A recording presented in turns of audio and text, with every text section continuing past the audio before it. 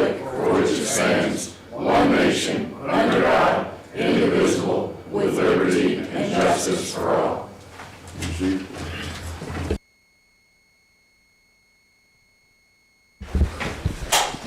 Good evening, welcome everybody here tonight.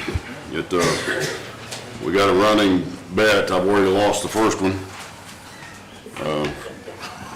Because the meetings go on and on and on. I tell you, we're out of here at 8 o'clock. Because not, no way. I've lost 2 steak dinners.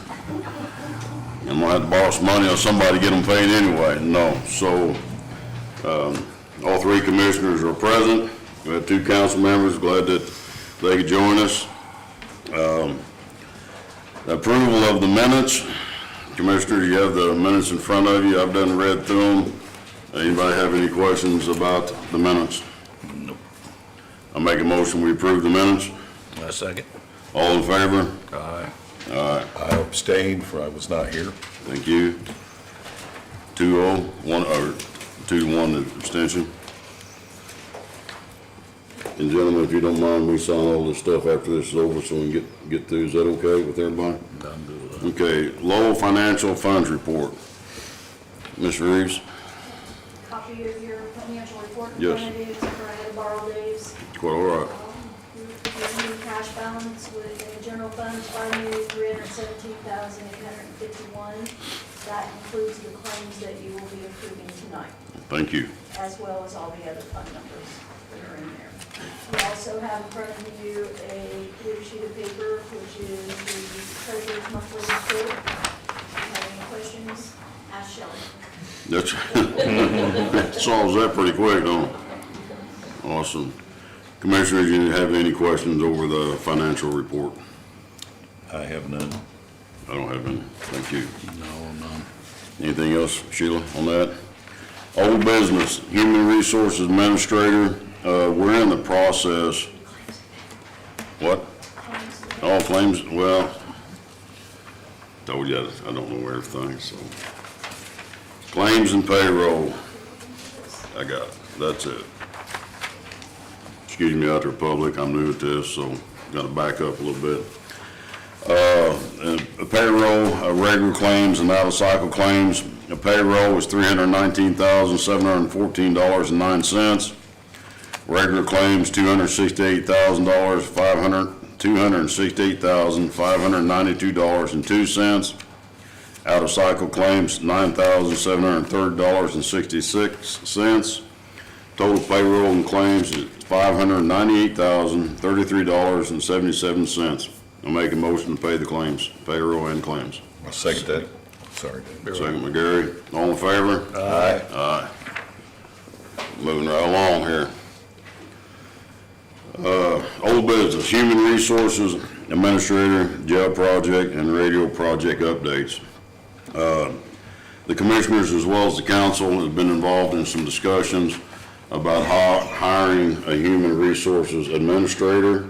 We're still in the process of that, correct, Paulie and Joe and Gary? We're trying to determine whether we want a firm of somebody here full-time, part-time, to start out with. It is imperative that this county hires a Human Resource Administrator sooner than later. And I'm hoping that we have this done by March, into March. I think that's a reasonable time frame. That gives us another 40 days. We do have people that have submitted some interest in this. I believe Paulie and several of you have had a meeting with Pat Condor and Jim Joe, me. and Gary to discuss several things. So this is ongoing, but we're not going to delay this. We're going to get this done. I'm going to come to the council meeting and speak with them to see how they're coming along on what their thoughts are, because it's a work in progress. I mean, it's under the jurisdiction, I don't like that word, it's an appointed position under the commissioners, but this involves everybody, not just the commissioners, involve the council, all department heads, elected officials, all employees. So everybody's going to have a hand in it. If you have opinions about it, department heads and appointed people, elected officials, employees. Please let us know your thoughts. We're going to be doing some interviewing here next 2 or 3 weeks, and hopefully by the end of March, with the council's blessing, they're on board with it. We'll get somebody or a firm or part-time, full-time, whatever the case may be. We got to get started, but we got to get started somewhere, and it's going to happen soon. Any questions from the commissioners or the council or any department heads, elected officials out there?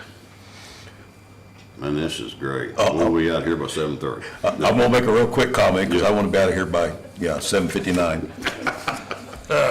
I think we probably have to have one more administrative meeting to come together on, are we going full-time, we going part-time, we going firm? I think the consensus, and I'm gonna speak for Sheila here a little bit, we think that we need somebody here in the building, full-time, that these people can go to.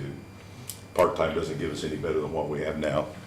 So I think we need one more meeting after the council meeting to come up with that plan. I agree, because the human resources administrator is also going to be handling payrolls, not payroll, insurance claims and stuff like that, as well as new hires, exit interviews and stuff like that, and a numerous group of things that we want them to do to help take off some of the burden that's on the auditor's office now, because they're handling all that as we speak. So I think it's a good thing. It's a long overdue thing. So I agree with Gary. The council's going to be discussing it as well, because they're going to have to help finance this project. But if we don't do anything, we're not gaining any ground, and the employees deserve somebody. That's right. To go to in case there's a need, and Sheila needs the help too to relieve some of the burden that's on the auditor's office. So it'll all work hand in hand. So you want to go ahead and schedule that meeting prior to your 23rd meeting in March? I would. It gives the council time to meet on the 10th and know where they're going at in funding and what they're looking at, dollar amount wise, approve a job description, and then you guys on the 23rd could do your administrative meeting and appoint and go from there. We can do that. Just a suggestion. I like your suggestions. We have a council meeting, what's that, on the March 10th? You guys meeting in on the 20th. We meet on the 20th, so we need to meet between their meeting and our meeting, correct? Final approval of then, yes. You guys have any thoughts on meeting date? If we meet with the council on the 9th, do you think Ian's probably have a good discussion about that on the 9th, Paul? You can have an idea? The 10th. 10th, I'm sorry, yeah, I'm on a Sunday, but yeah, on the 10th. Could we meet, 13th. could we meet the 13th on a Thursday? What time? Anytime's good with me. Yeah, anytime. It's just administrative, right? So it could be in the daytime, doesn't have to be a nighttime meeting. Morning, I've got 1 o'clock. Well, 1 o'clock? you want I to do, mean, well, I can't at 1, but I could in the morning. let's do 9 a.m. on the 13th. For administrative meeting over the human resources administrator. That good? Well, you can't meet, what time you want to meet? It's good. Well, I want you there. Can you be there? You sure? I can adjourn the meeting, we will talk about it. Everybody knows all my business anyway, and I had canceled a couple of Well, don't cancel it. processes. We can move it and to I Friday. was- Let's move it to Friday. Yeah, we'll go Friday. Let's move it. Go Friday. Can you do Friday, Paul? Friday. Yeah, Friday at 10? 9, 10? How about 10? 10 o'clock, Friday morning, on the 14th. we can make it a You'll make it a little later? 11? that works. 11 o'clock on the 14th. Yeah, We'll flip a coin. just keep writing that down. Just let me know when I need to be here. That'd be the best for me. Okay, jail project. Any update on jail project? I have sent out several emails. We've got we're gonna have a joint meeting on February 27th at 6:30 about the jail project. I've contacted Jeff Peters, and I'm going to contact Elevatus, and I'd like somebody from the town. I just think it's imperative that we have all the players sitting at the same table at the same time, and we can, discuss this and hash it out, and so we can move forward. I agree 100%, because it's another issue that's been hanging on to us for 16 years, and I know the chief deputy's here, he's still there. Being a former sheriff myself, we have a lot of jail issues, and, they're not getting better with time, are they, chief? Getting worse, so. Prices of everything going up, construction, cost of goods, services, everybody knows that things are cost more and more. Every day, they cost more and more, so hopefully we can get our hands wrapped around the cost, what the fixed number that we're going to use, and not above that number. This whatever number it's going to be, we'll get that fixed cost number, then we're gonna have to build to that number or provide the service to that number, so that's good. I'm glad we're having that meeting. Thank you for getting that set up. Radio project update. Here he comes. I sent you all an email, the 911 board, and you guys, I sent an email today outlining some concerns and issues we're having. I'm still working through those. IPSIC, which is the department that oversees the 800 megahertz system for the state, they were wanting to have a meeting, so I'm going to see if I can get Jack to set up that meeting for me, and see if we can iron out some things. I'll keep you guys updated on with further emails, and like to get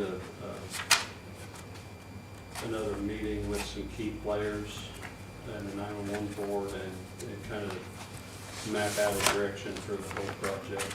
If we want to keep going the direction we are, or if we want to alter our direction, or just want to make sure that we're going down the right. We're spending a lot of money. I want to make sure we're going down the right path. So I agree, and I want to personally thank you for taking on this.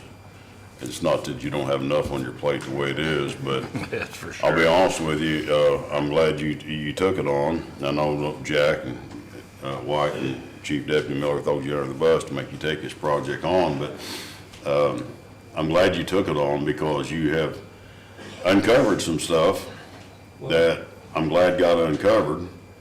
And I'm not saying it's come unraveled, but you uncovered some stuff, and you found some stuff that I'm glad you did, and I'm thankful for it. And this is not something we have to sign our name to it tomorrow. yeah, this is something we need to slow down a little bit on, and just take a breath and then see where we're at and keep moving. I can't take credit for everything that's been found. I mean, the vendor came to me with some issues, or actually tried to come to me with issues, and ended up getting a hold of Jack, and Jack prodded me, you need to have this meeting. So yeah, I can't take credit for all that, but it definitely raised some other concerns, and I started looking into those. We appreciate it. We're working through it a little bit at a time. Is the consultant still working with you, or do we have issues there? We've got some issues there. That's what I was seeing in the email. Yeah. We'll leave it at that. But. Yeah. So, and Polly and I talked today, I don't think this money has to be spent. I mean, it had to be dedicated to the project Right. by the end of the year. But I think we've got a little while yet to spend it, so let's. I believe till the end of next 26. End of 26, Yes, yeah. so we're good. So to use a term that I like to use, let's just drop down a gear and slow down and move forward, so. Well, this type of project, this type of money, that it is not something that we want to rush through. We need the project, everybody knows we need the project, but with this type of money, it's like $1.3 million. Dot the i's, cross the t's, and go back over and make sure we've dotted them and crossed them again. So, appreciate you. I'd like to be able to come in under that 1.3. That'd be great. I think we all would. Okay, the next on the list is the levy request follow-up. I know this has been a big concern to a lot of people. I love everybody out here. Everybody. I don't care who you are, where you came from, where you're going, what your faith is, what your non-faith is, what you do for a living, what you don't do for a living. I'm telling you from the bottom of my heart as one commissioner, and I think I can speak for all three sitting up here, I love everybody at the bottom of my heart because that's what I'm commanded to do by my Lord and Savior Jesus Christ, and that's exactly what I'm going to do. With that being said, I know Mr. Levy presented some stuff here. I want to make sure that I fill in all the blanks. His request was about some issues at the library that was a concern for him. And Mr. Levy's here today, and please jump in and say what you need to say if you'd like. I turned this over to the county attorney just to make sure that there was nothing that I was missing or I needed to know about, because that's what legal does for us. Nothing against anybody in the community by no means. Immediately as soon as I did that, I received an email, a hate email I got. I got two of them. And it kind of took me back a little bit, this email that I got. I served as sheriff here for 8 years and jail sergeant. I was a county maintenance supervisor. I never ever received an email like this in my entire life. And I won't tolerate it. I don't hate nobody. Mr. Levy asked us to look into something, we did. We got the reply back. I talked to the president of the board at the library, and she filled me in on stuff. We have no, what's the word am I using for? Say-so on what goes on at the library. They have a board. Their own funding system. Their own funding system, yes, it's taxpayers' money, I understand that, and I understand Mr. Levy's concern, I did. And I also understand the concerns of, and I am not politically correct, okay? So if I say something, I don't mean to say it out of turn or not used. Nowadays, you don't know what words you can say and what you can't say, okay? So if it's the pride community or the gay community, I have been involved with them for years and never had one issue, nor will I. That's me personally. But on Mr. Levy's behalf, turned it over to the attorney. He looked at it, I checked into it, he got back with me, and we have no, we have nothing to do with the library board at all and what goes on around there. And so I know there's some people here that's got some things to say, and I want you to say what's on your mind, what's on your heart, and we'll talk back and forth. But on my behalf and on behalf of this Board of Commissioners, I'm going to speak for all three of them. I have no hate to anybody. The email that I received stated that the Board of Commissioners was drafting up an ordinance for discrimination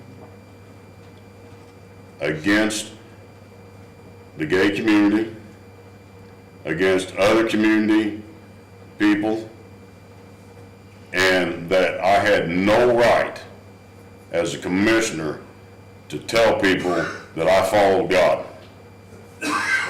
That's the email that I got. Everybody out there, everybody standing here, and you can hear me out there, there's one person here. I am bound by my faith to follow the word and the gospel of Jesus Christ, and that's what I'm going to do. There is no commissioner sitting up here drafting up any ordinance for hate or discrimination against the gay community or any other community. I am commanded by the gospel to love everybody, and that's exactly what we're going to do. Everybody has a right to make their own choices. That's the country we live in. I'm not here as a commissioner to make the choices for the people. But I understand Mr. Levy's concerns and his question he brought up, and I understand the concerns of the other people. I don't mean other people, the different community members and stuff like that. But there is no ordinance being drafted up that's going to discriminate against anybody from this Board of Commissioners. I'm going to set that record straight right now, okay? And I'll validate that. I love yous all. Some people don't agree with me, some people don't agree with my faith, and that's fine. Don't condemn me for it. You don't have to condone me for what I do. I don't condone what some people do, but I don't condemn nobody. I don't operate that way. That's not me. That's not this Board of Commissioners, and we won't operate this way. We're here to help each other, work together as a community, in spite of our differences. I know what I believe in, and some of you believe differently, so be it. But it is the love that we have to have for one another, that's going to help bring this community and this county back together. Whether we like what each other believe in or what each other does is different. I am bound by the gospel that I have to stand on my faith to love everybody, because that's what I'm commanded by God to do, and that's what I'm going to do. Anybody from the public? Folks, I'll add something to that. Here's what I'm gonna tell you. My ears are. I don't care who you are, what business you're in or anything. If you are a member of Owen County and you pay taxes in Owen County and you have an issue or a problem, by all means, bring it to this board. I don't care what it's about. We'll listen to you, we'll listen to you, we'll listen to you. If you got a problem, bring it up here. Now, once you bring us that problem, it's our job to look into it. Sam did look into it, our attorney looked into it, and now it's done and it's over. Okay, nothing we can do. But anytime you give any sitting commissioner up here right now an issue that you have, we will address it and we will look into it. That's all I got to say. And does anybody have any, Mr. Levy, you got any questions or concerns? And I don't want to beat a dead horse. I'm not.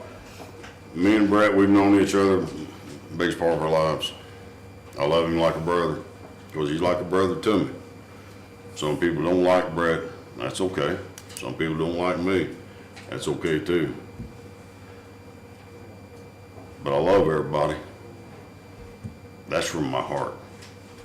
And if that's not good enough for this community, I can't do nothing else for you. That's where I stand. And me and Brad's talked about this, and I understand where he's coming from. I understand his calls and his concerns, and I understand the community's concerns and calls. You'll never see no hate and discontent out of me, ever. I just don't operate that way, and I never will. So, anybody else from the community got anything? Anybody out there got anything? There's some people out there in the back. I don't want to ignore you out there. Anybody out there that's got anything? Please. Okay. I appreciate you. Appreciate you. Doug, good to see you, buddy. Haven't seen Doug for a long time, so good to have you here. County IT. Okay. Seems like when you get reorganized on the board, things change. Good, bad, or indifferent. We've had issues, good, bad, and indifferent, IT issues, this, that, so on and so forth, whatever the case may be. Fourth phase has been our IT firm for, so many years. And they have requested to get out. I wish fourth phase nothing but the best in their future endeavors. It is what it is, and we're going to move on. We have sent out the scope of work to several different firms and some individuals. We're getting some replies back. And once we get all those replies back, Jim Doring from fourth phase is willing to still help us until we get somebody on board. This is not something that we got to get it done. We got to get it done soon. But once again, it's a big project. It's important. IT is very important. Don't ask me anything about IT, because guess what? I don't know what a monitor or a tower is, or anything, so don't ask me, because I can't give you no answers to it. But the thing of it is, we want to make sure we dot our I's and we cross our T's. We get the best, not only the best bang for our buck, you get what you pay for, but we want to make sure that not only the commissioners, but the council, department heads, elected officials, appointed people. My goal is to, once we get a firm or a person or however it's going to be, I would love to see a committee. We've got 140 employees, and I know of several county employees that are very IT tech savvy people. We could get a group of people, a committee, be the commissioner or a council member or two of you, or however it's going to be, plus some elected department heads, appointed, or employees, doesn't make any difference, to work with the group, to work with whoever we hire, to facilitate the needs and the goals of this county, so we can run smoothly, just like we had a meeting about Toshiba a while ago. It started at 4 o'clock. I think it was a good meeting. Communication has been the weakest link in this county for years. The lack of talking to people, individuals, whether you like somebody, you don't like them, that's irrelevant. We have business to conduct, don't we, council and commissioners? We're not always going to agree with what they say, they're not going to agree with us, and I'm not always going to agree with what's going on out there. But we have to communicate. And communicate is the only way we're going to have a successful union here in this county, is talking to each other. We have people sitting out in the public that is a whole lot smarter about things than I am. I'm not going to sit up here and tell you I know everything, because guess what? I know about 10%. But I'm willing to learn. But I also want your ideas and your goals, your philosophies, your information. Pat Conder, he brought in a gentleman here a while back the other week about human resources.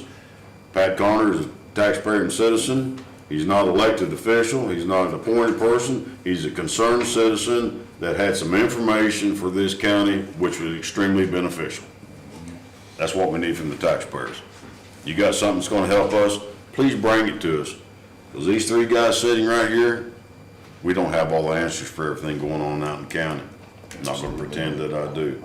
So that's a work in progress, and I'm hoping fellow commissioners, and Paulie and Joe, and for the rest of you, that this IT thing will be done by March, into March as well. It's a big goal. We got a lot to do. It's doable, and I believe it's going to happen. Anybody got any comments about IT? Public, you're free to speak. You don't have to wait down here at the end to public comments. When we're going through these issues, I want you to speak about the issues right then. Anybody? No. IT people? Anybody out there IT people? Anybody out there know how to turn a computer on? Praise God, some guy back here like, I don't know what that means. Does that mean you do or you don't? Hallelujah. New business, shooting range amended ordinance. Shooting range people here? Yes, sir. Oh, Will, you here, buddy? I'm here. Did you get a copy of it, sir? I did. Okay. I haven't. You don't have a copy of it? You got a copy? Yours not good? Here. There you go. Yeah. It's the same, just change some wording on it. We just changed a little bit of wording. Yeah. It took out some of the, I thought it was too buff on some issues. It's pretty common, pretty standard, pretty self-explanatory. But I want feedback from the community. I know we got some shooting range people here. Gary said Bob Curry called and He's fine. he was good with it, but We got Sycamore Valley Gun Club. Oh, he's got a whole stack full of papers. Uh-oh, here we go. So that's good though. And Will, you're here. I want your input too. You know, we've known each other for, 2 or 3 days, haven't we, Will? Yes, sir. I'll let you go right ahead. Thank you. Out of due respect to a steak dinner, I will be as brief as possible. You take your time, sir. Oh, when steak is on the line, I'm focused. Unfortunately, the other gentleman who is going to present with me this evening could not attend, so I do have his notes, and I'll go through those. But to open with, I'd like to thank everyone today for the opportunity to be heard and express our thoughts and concerns about this ordinance. So, good evening. My name is Jim Schride, and I speak before you today as the president of the Sycamore Valley Gun Club, not just on behalf of our members, but for responsible gun owners throughout the county. Tonight, I wish to express our firm belief that this ordinance under consideration is unnecessary and risks setting a troubling precedent for the future. First and foremost, there has been no demonstrated need from our club, from the Sycamore Valley Conservation or Education Foundation, or the Owen County Conservation Club. Our club, along with the responsible gun owners across the county, already adhere to stringent safety practices and exacting standards. We value and prioritize safety both for and from our members, as well as our neighbors and the community at large. We take frequent and active measures to maintain excellent relationships with our neighbors and to ensure, should a problem ever arise, there is a friendly and open channel to express any concerns. This ordinance does not address any real problem, yet it imposes vague and burdensome regulations that can be weaponized against lawful citizens, not-for-profit organizations, and businesses in years to come. Beyond that, we are deeply concerned about the broad powers this ordinance would grant the county government. Regulations once established rarely shrink. They tend to grow.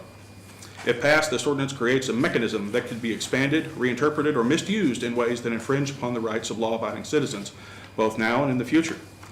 We cannot ignore the risk of unintended consequences when granting such broad regulatory authority. Additionally, there are concerns that this ordinance may be in direct conflict with existing state regulation.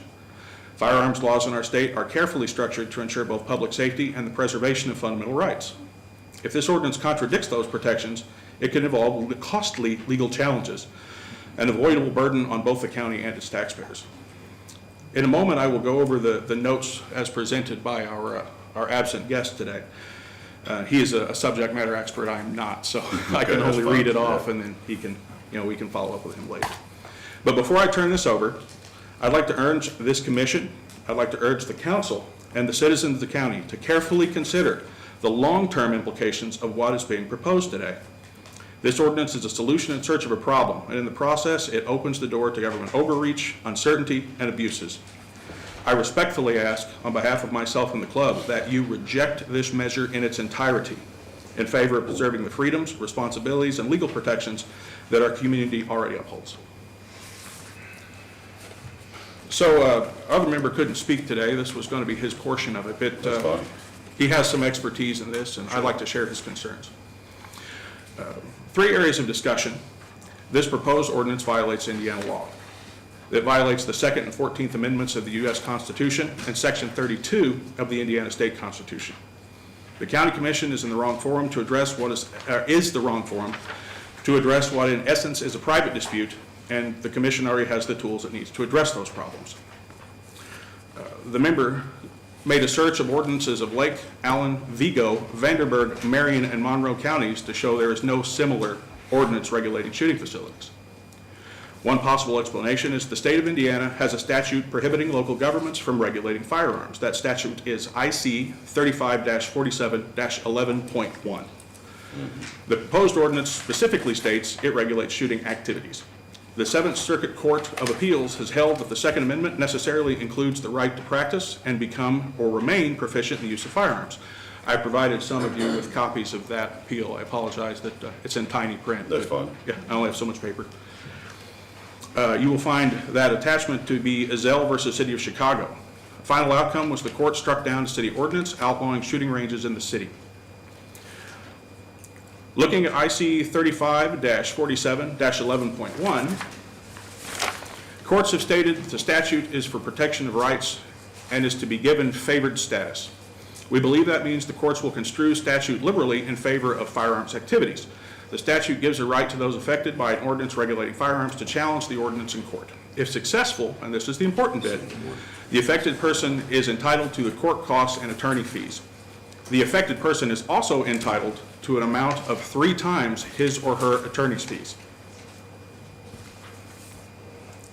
So that would be a total of approximately 4 times the affected person's attorney fees.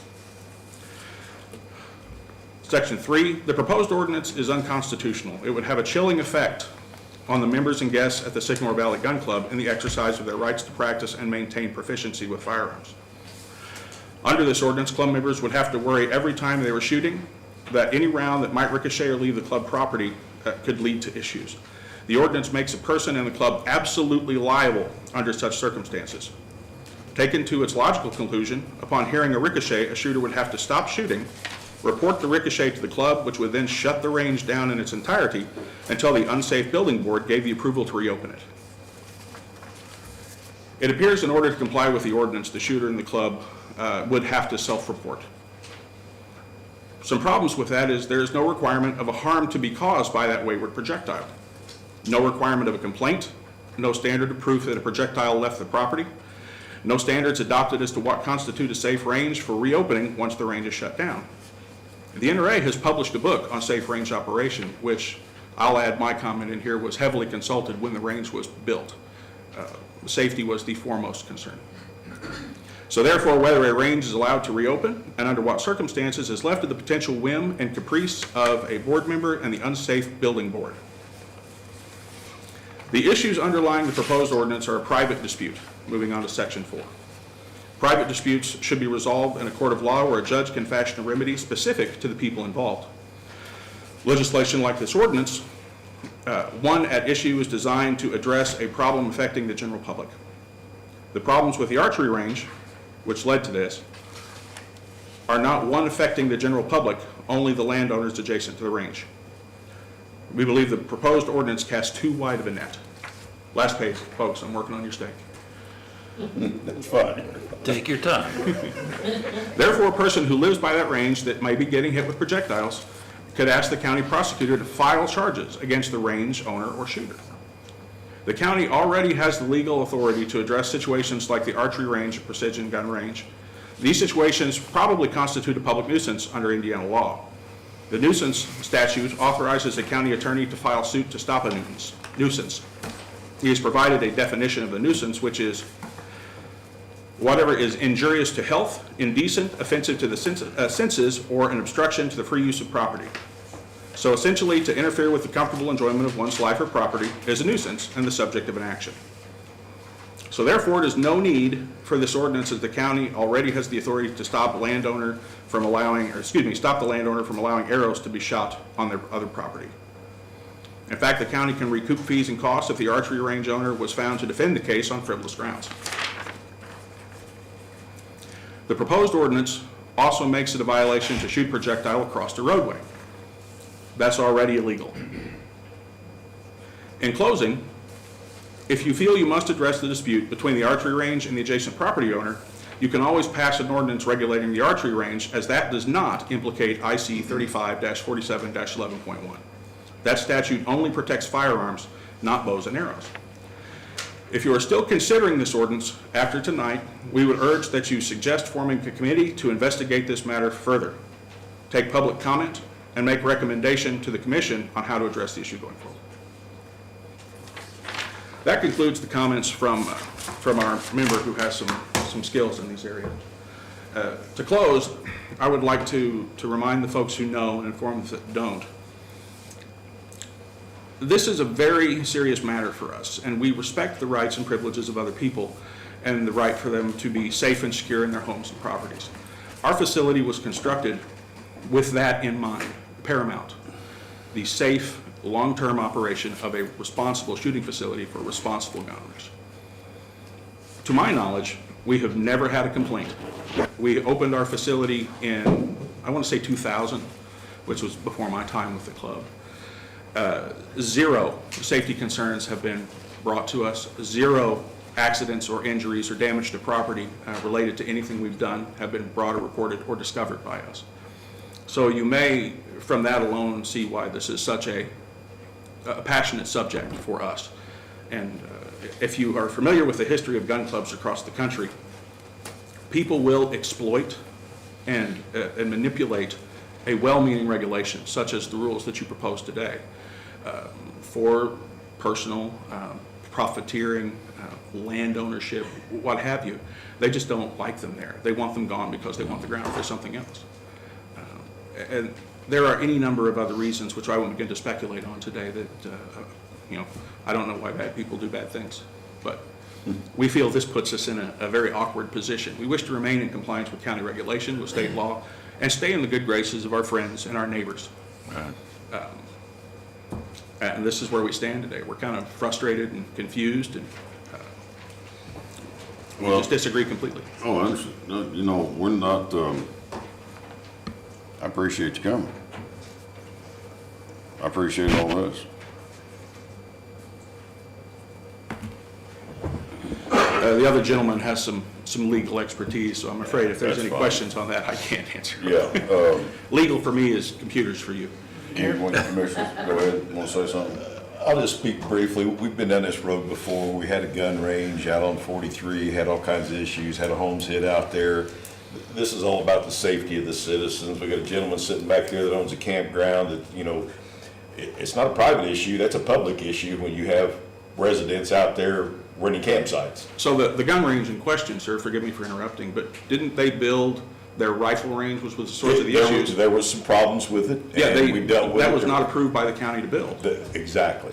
So I'm just bringing it up, okay, that there was an issue. Yes, sir. We've had law enforcement issues with this gentleman. And Matt, I'm going to point to you a little bit. I know you guys were called out there a couple of times, and apparently we didn't have a leg to stand on. And Sam, you were in that meeting. If I'm saying anything out of line, jump in here.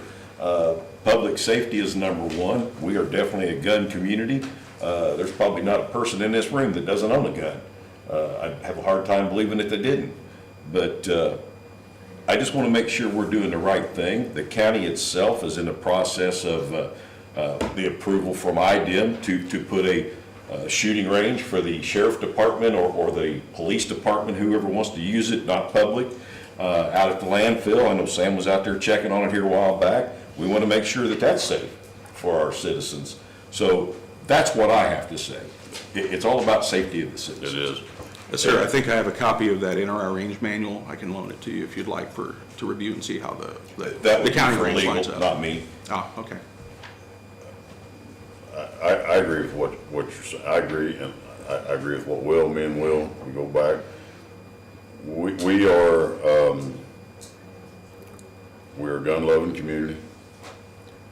We are a free community, and I'm not going to impose anything that's going to restrict what is constitutionally right ours, you know what I'm saying?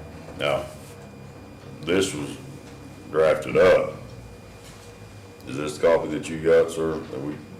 I believe so. If that's the one you handed out the last meeting. Yeah, so, I mean, it is not, and I'm glad that you brought this to coincide with this, because that, in my opinion, is part of the responsibility of the people in the community, if that makes sense to you. Absolutely. And with that, with that being said, even being a former sheriff, I'm a constitutional authority. Sheriff's the only constitutional authority.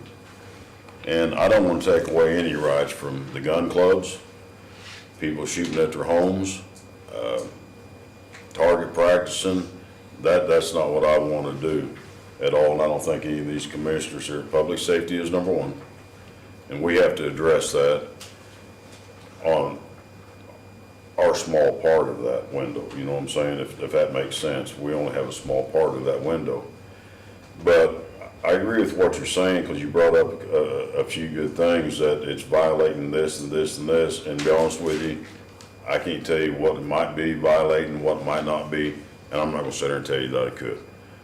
You have more experience, and the gentleman back here has got a whole lot more experience about this than I do. Chief Deputy Miller, he's He's a firearms instructor, and, you know, I don't want anybody in the community getting hurt, whether it be from gun, bow, or anything else.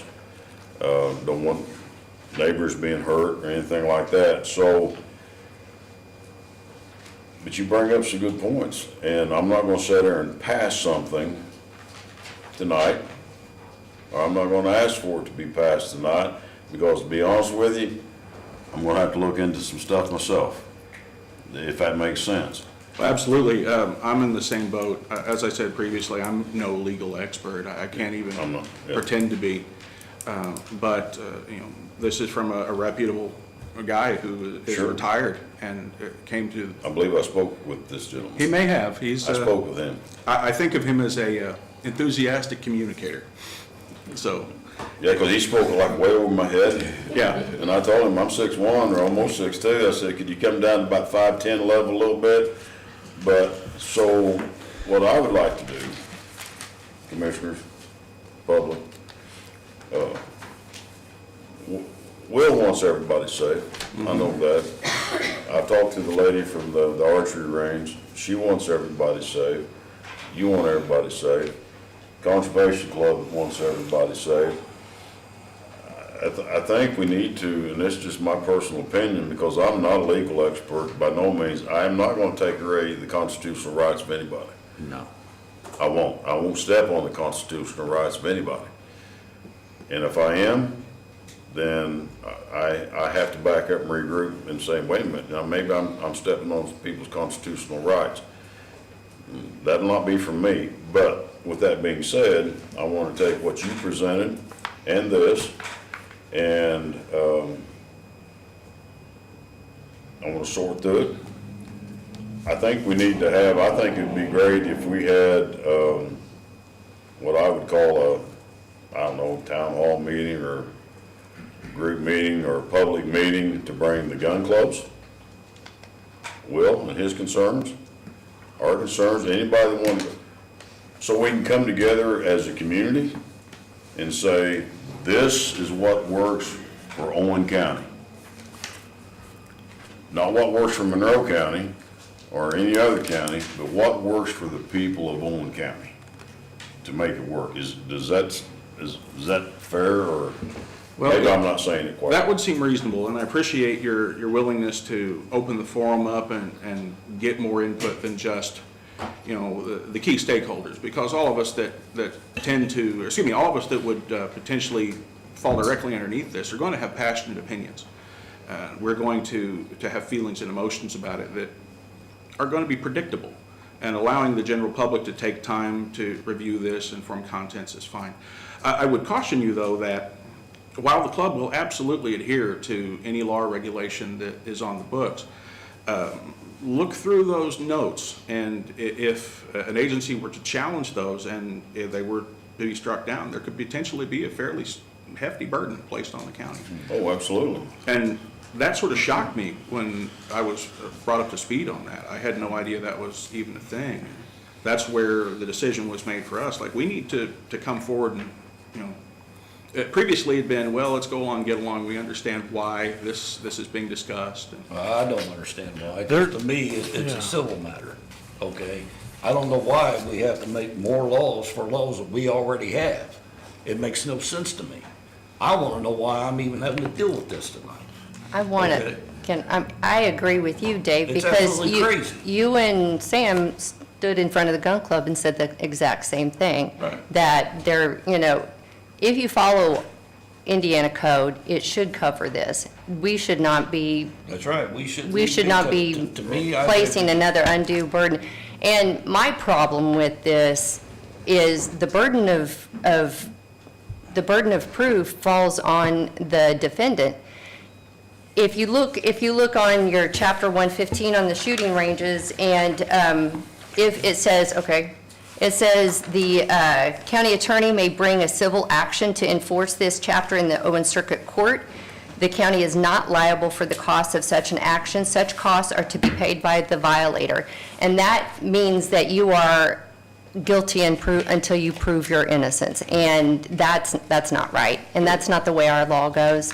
And Tony Reed right there. there's another thing, I mean, the fines are exorbitant. Say, and I'm just gonna take the gun club, because we are members, and I know that, you go in, anybody during the hours can go in and shoot there, and it doesn't necessarily mean that somebody else or, other member's gonna be there. You sign in, you can use the range, and then you sign out.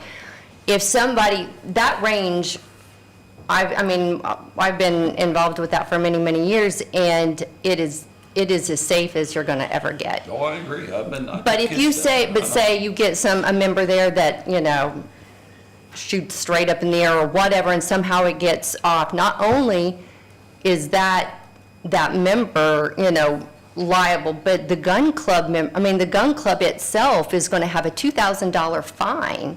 That's the first violation. And for them to be able to prove that they are innocent, they would have to go to court, and then they would have to pay all of the court costs, even if they are innocent. So, all of that, there's so many holes in this that I think I'm with you. I absolutely think Indiana code covers this. Right. Holly, to stack on to what you were saying, as I have been recently reread on my understanding of this, if that were to happen through, sheer negligence, which, if they're following the rules, that should never happen. Right. Period. But if it should, that means at that point, we have to self-report, the facility shuts down. Right. Whether there's injury, whether there's damage, whether there is, Correct. until an assertion has been made and we are declared safe per this ordinance, full stop. Whether it's the shotgun range, which points in a completely different direction than the rifle, whether it's the pistol, which is a fully enclosed pistol box, that entire facility shuts down regardless of potential impact.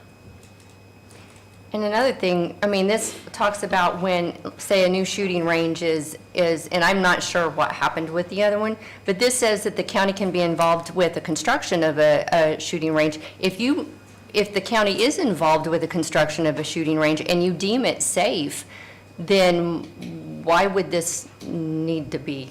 Good point. That puts us at liability if we're deeming it safe, right? Well, it says here in your ordinance, did you not read it? Yeah, Because, I it read First says, I've seen it today, so. Yeah, I read, this is what the attorney drafted up, and nothing against the, not holding nothing against the attorney, but this is the reason you're here. But This is the reason. I get that, Sam, but the thing is that I don't even understand how this came to the commissioners to begin with. It came because Will had an arrow go into Well, the, this gentleman back here. Well, that's fine, then that's a civil matter. That's not, It's not a civil matter. When you have a business next door to you that is impeding on your property with safety concerns, if the state does not cover it, which is what I'm hearing, the state covers it, but the Owen County Sheriff's Department told me that they did not. It had to be through a county ordinance. I've been dealing with this since July of last year. So, and I'm not talking about I get an arrow every once in a while. I'm talking about on a weekend that they have a shoot, I have 30 or 40 arrows on my property. so if the county sheriff's department didn't give you the answer you were seeking, did you ever reach out to the state police? With it being a state issue? Well, let's see, I went to the DNR. DNR said they don't have nothing to do with it either because essentially it's a shooting range. It has nothing to do with hunting. Owen County Sheriff's Department couldn't find nothing to put any teeth into it. And I continue to fight with that. Here I am coming into archery season again. So I ask everybody in this room, would you like not to be able for yourself or your people that I make my business from, be able to be on my own property? I understand absolutely. So I understand what he's saying, well, state's already taking care of this. Then somebody needs to educate the Owen County Sheriff's Department how to put teeth in this and stop it from coming on my property. Because there's another thing, I brought this up, this has been in July. If there's not a resolve and I continue to get arrows on my property, I will find a resolve. It may not be the resolve that nobody wants though. Well, So, not all IC codes are like arrestable offenses if they're violated. That's where it becomes civil with a lawyer, where your lawyer would I know mark about up, civil cases, I Right. spend more time in court than, would mark like a cease and desist to them, and then you guys would battle it out in court. yeah, we've done that. The county actually filed one. It didn't go nowhere. I recall originally when this gentleman mentioned So- during his interview that at length, if you go back into the videos, he described that process. So there's other things, such as I have video footage of arrows going on my property, okay? So we have all these laws out here, it says I can't park my vehicle in your front yard, right? Right. Why should they be able to impede my property, affect my business, affect my family, and their safety? And if this county can't do something about it, I will, but the county's not gonna like my resolve. I've already got a resolve. Michael, and I know we've been dealing with this for quite some time, and I agree with what Will's saying too. They should be able to live peacefully in their own yard and stuff like that without anything impeding over to them. Has any improvements been made from the, They tried to improve and I still got errors. okay, It's the point that they don't wanna spend the money that has to be done to make that chute safe. okay. Thank you for just saying that, because here's where I'm going at. Because I spoke to the lady, Laura, she called, and I spoke to her, and I was waiting, I'm glad you're here tonight, because I was gonna bring this up to you. She said that she is willing to do whatever it takes, this is her words to me, to make that range absolutely safe for her neighbors around her. I talked to her about a week ago, They ever talk about knockdown nets? and she talked about all kinds of things, and some of the things a little bit. So here's my take, here's what I wanna see, and ask you, Will. She's saying that she would like to meet with us, you, and I think we should take a visit, maybe take some of your expertise, sir, and meet with, and the reason I'm saying this, because what she told me that they're willing to do, I wanna see if that changes what harm it may be causing to you. See what I'm saying? If she's saying she's willing to do this, Last things I wanna do is impose on somebody Right. being able to do what they want on their own property. right, I never say a word until it affects me and my own. understand? So, but my question to you, Will, Yeah, I'm more than willing to. good, go to a so meeting. I have no problem. here's what I wanna do. I'm gonna contact Laura. That's her name, Laura? Lauren? Laura? Laura. I'm gonna contact Laura, contact you, commissioners, Sycamore Valley Gun Club people, anybody that's got some, chief deputy, him, the sheriff. If you all find someone who's more versed in archery, I'm very little, but Well- if I can contribute in some way, It's I'd be still glad gonna to. affect you. It's a safety issue, you know, so if we can, and this is what I talked about earlier on about things, and we've known each other for I don't know how long. This is where we have to come together, as a group, collectively, as a group, and Laura says she's willing to meet out at her place, she hopes that you'll come, and I said, well, I'll talk to Will, I know Will'll come, and we'll get the group together, let's go out there, and let's see for ourselves personally what the issue is and what you have issues with, and I know what the issues are. But let's come together, and if she says that they're willing to do this, this, and this, if that meets the safety requirements for you and the other neighbors, and it's not just you, I think there's other neighbors too involved, because I told her I want all the neighbors involved there at this group meeting, and she said she'd be more than happy to facilitate that. So with that being said, that's what I'm going to do. I'm going to call her and get a hold of you and anybody else who wants to go, chief deputy, and go meet out there at this property, because I know where you're coming from. If I'm in my backyard and stuff's coming through my yard, we're gonna have an issue. Well, the other thing that people don't understand, and I'm sure nobody understands it, because I didn't fully understand it until I started doing some research. Nobody realizes how far an arrow actually goes from those bows. Yeah, Everybody has a big misconception of that. On an average, if somebody would happen to draw down instead of up like they should, and they shoot an arrow at a 45-degree angle, on an average, it would land in the middle of my campground. 2,100 yards. Okay, so I think I'll make a few phone calls and we'll get something established here in the next, So you're saying you've already been to court over this and nothing was done? No, I didn't go to court. The county didn't get it shut down to where it was anything that was work. They tried to cease and desist, and they continued right on. Then the county sheriff department says, "Hey, we can't do nothing about this." It was a whole big mess. Here's the issue. This is not the first time this county has seen this problem. That's the first time I've seen this. Okay. But Sam, Gary, you both have dealt with it. So, and the last thing I want to do is shut down a gun range. I mean, I'm all for guns. Don't get me wrong. The last thing we But- want is but- one of your folks being injured or. Yeah, but my point is you can't impede somebody else's property, especially as a business. It would be different if a personal person was doing this to me. As a business that is turning profit to impede my property, and the county is saying, we can't do nothing about it. If you can't find a way, I've got a way. well, I think we're gonna find a way. There's no doubt about it. And I think the best way for us to find a way, Will, on this, and this is just my personal opinion, the other two commissioners can chime in how they want, is that we're gonna go out there. I'm gonna take the chief deputy, and I'm gonna take the sheriff with me, I'm gonna take both commissioners, and council members that wanna go, anybody from the Sycamore Mountain Gun Club, the conservation officer, any bow people, I don't know much about bow. We're gonna go out there, and everybody, like I said, everybody's got an opinion, and I want it to be safe for you and your neighbors and your children, your grandchildren.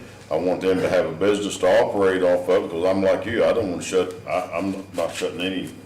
Yes, sir. You might contact Parker's Archery. Jeff Parker. On archery. Jeff Parker, I know Jeff, so I'll contact him, and Well, I think surely we can figure some way out to fix this problem, sir, without throwing this on everybody. That's what I'm hoping to do, because I can solve my problem without putting it on paper. Yes, but this county needs to open their eyes. They've already had this problem, which was way worse than what I've got. When you start having bullets in houses, you better stop and think, because it's been brought to the county's attention at this point, okay? And once it comes to the county's attention and the county don't want to do nothing about it, you're gonna open yourself up with liability that way too. well, I think, once again, I think this is where, coming hands-on to the meeting, to the group, out to the property, is gonna resolve probably 99% of this. When we talked about the range out on 43, I was involved in that, episode and mess, and, I don't wanna throw anybody under the bus by no means, but the county should've got their head out of the butt when they built the range to begin with. And they didn't. And we're fortunate it didn't cost somebody their life. You're exactly right, sir. And me and Chris Fears, Detective Chris Fears from State Police, we went out there together and we told them, you're done with the rifle range. Chief Deputy Miller probably testified that. Me and Chris Fears, State Police went out there and they said why, and I told them why, and they shut it down immediately. The handgun range they left open. But there was a whole lot of things that fell through the cracks.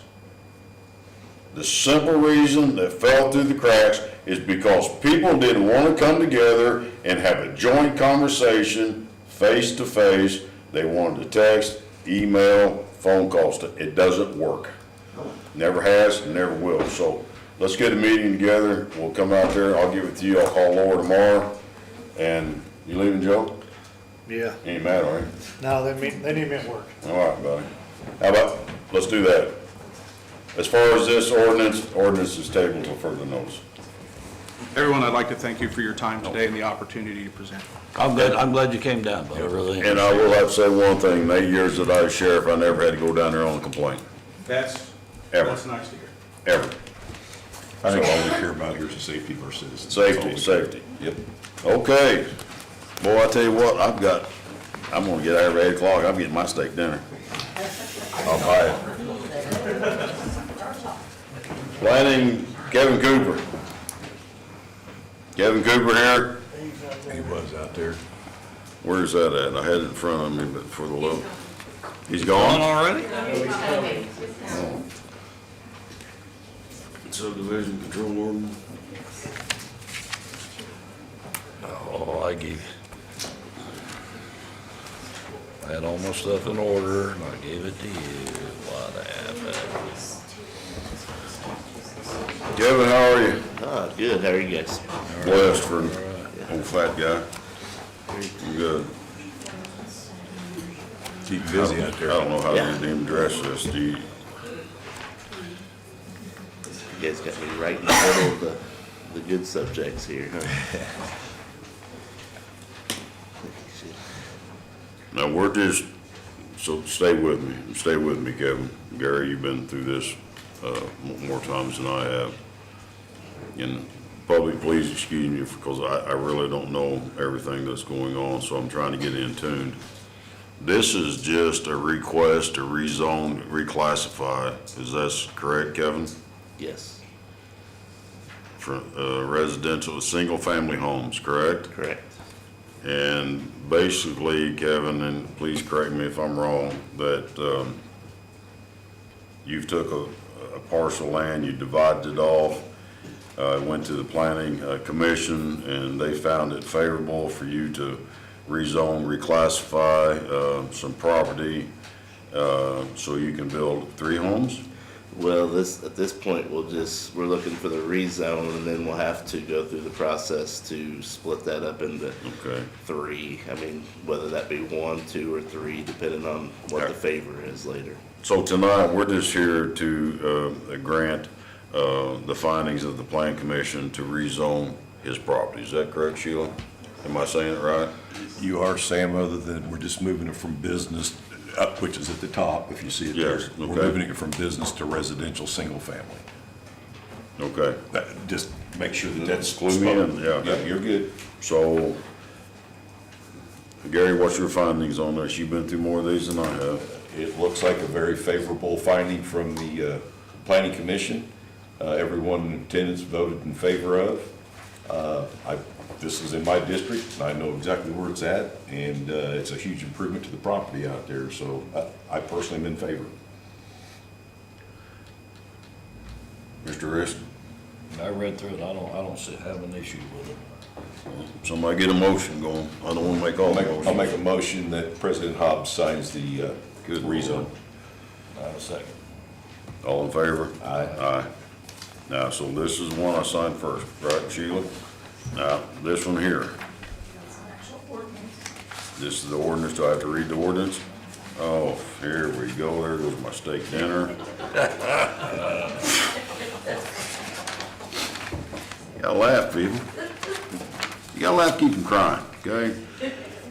An ordinance to, ordinance number 2025-003, an ordinance to amend the Owen County zoning and subdivision control ordinance. I'm getting emails already.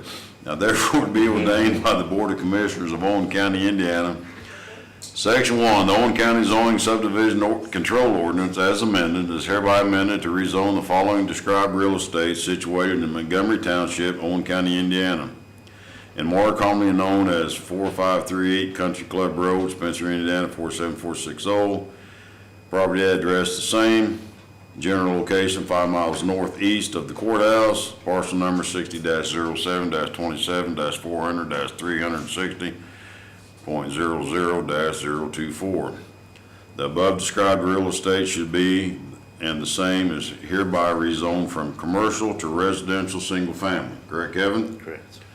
This ordinance shall be in full force and effect from and after its adopted and passed by the Board of Commissioners of Owen County, Indiana, regular meeting held on this day, such and such time. Got a motion from anybody? What ordinance number is this? 225-003. 003. I'll make a motion to approve ordinance number 2025-003. I'll second. All in favor? Aye. Motion passed. There you go, Kevin. I think we have to put yay in this vote section, correct? Yeah. Thank you, guys. Yay. Yay. Yay? Yeah. What's your mouth, yes? Don't ask me. Yay. Yay sounds much more energetic. Yay. It's passed, Kevin. Thank you. Yes. Thank you.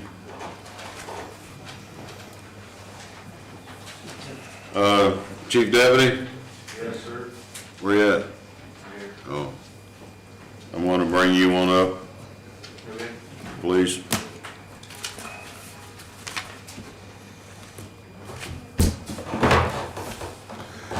I'm here on behalf of the 911 board. We held interviews for the 911 director position recently, and the board voted to recommend Ashley Johnson. I provided you guys a copy of her resume. Yes. We had two applicants. Well, I take that back. We had about 13 or so resumes submitted. Out of the 13, only two met the qualification, three met the qualifications, one didn't respond to an interview offer. So we ended up interviewing two. So after the board's vote, Ashley Johnson was selected to be recommended. And she is here now. You want to come up, Ashley? What, ma'am? Get up. I have something to say once it's finished. Oh, absolutely.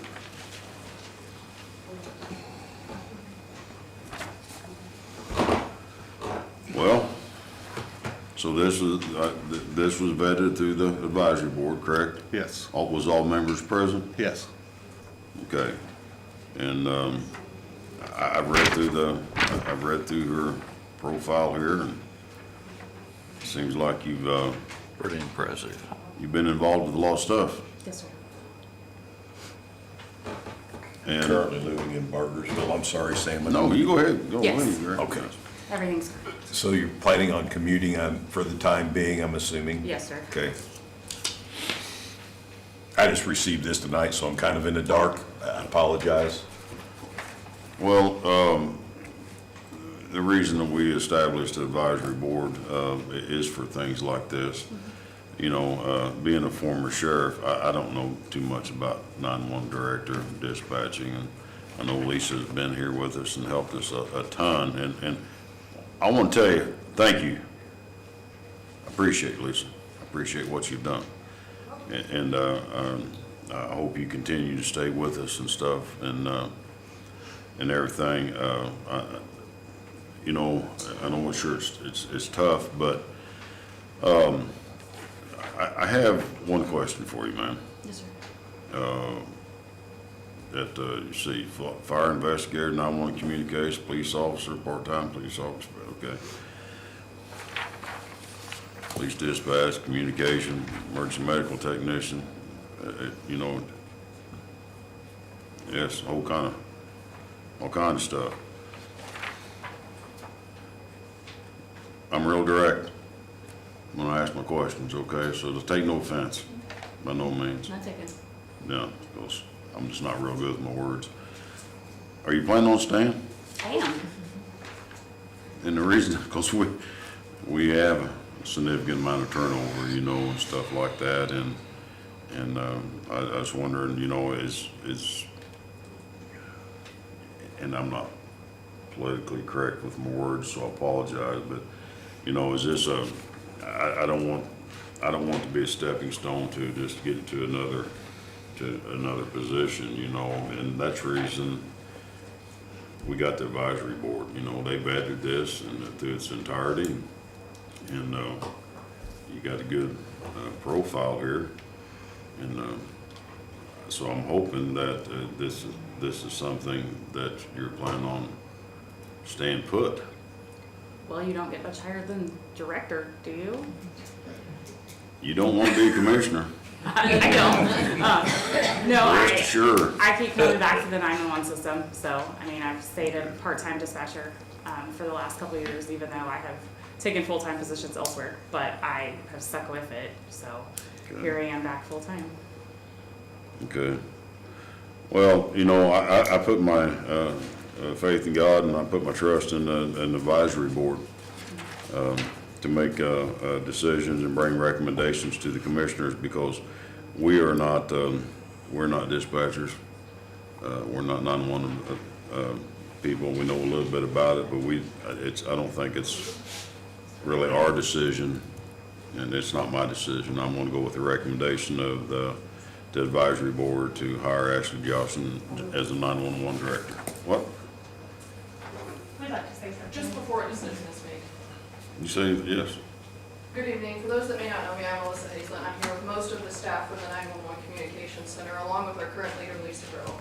We have taken the time to gather our thoughts on a very important and close to our heart situation, and we feel that they should be heard and considered this evening as it directly affects all of us before a decision is made.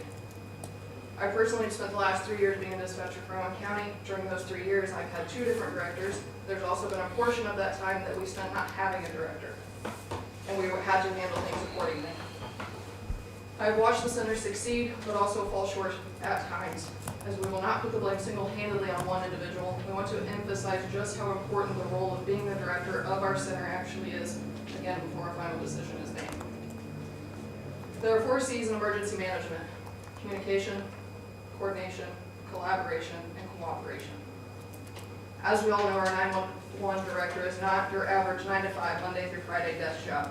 Though we, the dispatchers, may be considered the heart of all emergency responses, the director will be the heart of our center and how it will run. They are on a standby status 24 hours a day, 7 days a week for their dispatchers and this county. If crap hits the fan, we're calling our boss. If an emergency weather situation happens, we're calling the boss. If we're short-staffed on a shift with no one else to cover, we're calling the boss. I'm sure you see the trend here. The boss is not just in charge of paying the bills, doing the paper side and legwork of things. The individual you put in the office better be able to handle all of those things, but also best be able to sit down at a console, throw a headset on confidently, and work any given situation with zero hesitation. As of July last year, we have gained a greatly beneficial asset to our center, one who you then placed as the assistant director position in October, and who has continued to improve the center in many areas, not only internally, but in ways that also affect things externally. Lisa, to some, most of us senior dispatchers, has been what we like to consider the calm in the sea of the uncertainty. Uncertainty has plagued our center for far too long in just our short careers, and something has to give. She has taken on the role and handled many things that go above her pay grade or job description, especially recently with the leaving of our previous director with no hesitation or anything to gain. Lisa comes from an extensive background in dispatching, along with very beneficial knowledge of Owen County and all of the unique qualities that we hold as a community. She has made it her mission to improve the center and do what is best for all first responders, involving along with the county's citizens, as we already proven with the improvements that she has made. She was handed some situations that were not in her favor. However, she is willing to communicate with others to get input from the correct individuals, and then return, get what was needed and handle those situations. Though the center may be its own entity or department, we still must hear and take input from all agencies we collaborate with, and find the middle ground, as we are all one responding team. She has done just that. We have the faith that she will continue to do so, and putting a headset on without hesitation to assist with whatever is needed. Though the center, I apologize, lost my spot. Sure. She has done just that, and we all have faith she will continue to do so. Whether it be hearing a structure fire, go out from her desk and coming out onto the floor, she puts a headset on without hesitation to assist with whatever is needed. Or the last big snowstorm that we had, showing up with a stay-the-night bag. She worked 20+ hours that night. It is very important to have someone that not just knows the job, but knows all angles and aspects of every department involved and can be called in here at any given moment. The other dispatchers have agreed with me in saying that having a stable work environment is vital to the center and its functions. The lack of stability has been one of the major reasons to our high turnover rate. Our job as dispatchers is stressful and difficult enough in itself. So to not only have someone with good leadership, work ethic, and strive to continue to improve us as a whole out and on the floor, not just in the office. It is vital to the center's success and continued improvements. We ask that while you consider placement for this position, you keep in mind that hiring outside sources for some of our county positions is acceptable and understanding. From the inside of our center, we strongly recommend considering someone that lives here, knows this county, and knows our policies and procedures. to lead us on this already difficult journey we do day in and day out. I appreciate your time and patience. Thank you to all my fellow dispatchers and Lisa for sticking out and doing the jobs that we all continue to do with grace. Appreciate that. Thank you. Thank you. And from the bottom of my heart, I appreciate you, and you can sit down. You don't have to stand up. You can sit down. Huh? I appreciate what you read, and I appreciate Lisa, you know. And it's a tough decision. It's a difficult decision because somebody's not going to be happy. It's just the way it works. You know, no matter what decision, whether the decision was made by the advisory board or if it's made by the commissioners, somebody is not happy. And it's unfortunate that somebody here, and I'm not picking on Lisa, I don't want her to be unhappy by no means. I don't want you unhappy. I don't want anybody unhappy. I don't want our first responders unhappy and stuff like that. People weren't happy when they elected me as sheriff. I served 8 years. But that's the reason that this advisory board was put together, had been put together for a long time. They are not fast food workers. They're not janitors. They're not commissioners. They're not council members. They are first responders. They are public safety. And the board consists of public safety members that have been in this line of work for a multitude of years. They bring a lot of expertise, and it would be wrong for this Board of Commissioners to hire a 911 director.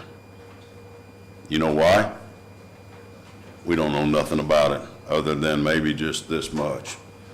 That's the reason I wanted the advisory board put back into place, because us three here could not hire a 911 director. So with us being out of it, rightfully so out of it, whether people want to hear it or not, it's not because I want to shuffle the burden on somebody else.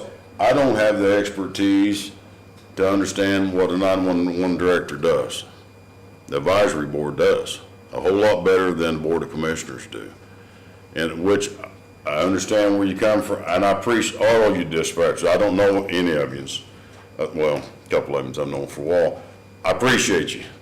From the bottom of my heart, I appreciate you, and I hope you can stay, and this becomes a great dispatch center. But once again, I'm standing on the fact that the advisory board did the interviewing, they made their stand, and for me, I know it hurts. I know it hurts Lisa.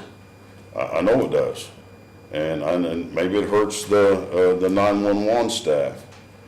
But this commission will not make that decision, and the advisory board has made that decision, and we're going to stand by the advisory board's decision, because that's the right thing to do, whether everybody agrees with it or not. We cannot make that decision, and these two guys will agree with that, hands down. We are not doing the hiring. If the advisory board's made the decision, I make a motion that we accept Ashley Johnson as the 911 director. I'll second. All in favor? Can we have comment real quick? That's comment all you want. Real quick, and I still want out of here at 8 o'clock. Yes, sir. This is the third time that I have dealt with the advisory board for this position. Matt and I literally took, Matt more so than I, but dealt with when we had no director, personnel issues. So I've dealt with the 911 director advisory board, and I support them 100%. Just as Sam said, they are our first responders. They know more about this than anybody sitting up here. And I'm going to include Sam in that, even though he was an 8-year sheriff, because you guys do stuff the sheriff doesn't do. Clueless. And I support everything that you've done. My problem with this tonight is this was put in front of me about 5 o'clock this evening. I did not know that this was taking place. So I'm going to abstain, because I don't think it's fair to you or to anyone back there that I didn't get a chance to look at this or even know that it was coming. But with that being said, I support 911, and I support the advisory board. I know Matt knows that. I know Chris knows that. I hope Jack knows that, because we've been down this road before. Well, and I'm gonna just, whether I knew about this today, or if I knew about it last week or 6 months ago, I don't do the interviewing. The commissioners don't do the interviewing. We don't ask the questions. The advisory board does. I understand where Gary's coming from, but is the job of the advisory board and not the sitting board of commissioners. So it makes no difference, I mean, to me, just my opinion, whether I knew about this today, 6 months ago, or a year ago, it's irrelevant to the board of commissioners, as far as I'm concerned, because we have nothing it's appointed position. The sheriff's deputies have a merit board. Jack has a board. You know, there's a lot of boards out there, the health board, library board. They represent people. And the advisory board, the 911 advisory board, represents this. This is what they're supposed to do. Not the board of commissioners. Even though it's under an appointed position by the commissioners, it is the recommendation of the advisory board. And something else I want to say. This, I'm using your Great resume. Great resume. I've seen great resumes before, and the person that had the great resume wasn't worth a crumbled cracker. You see what I'm saying? So with that being said,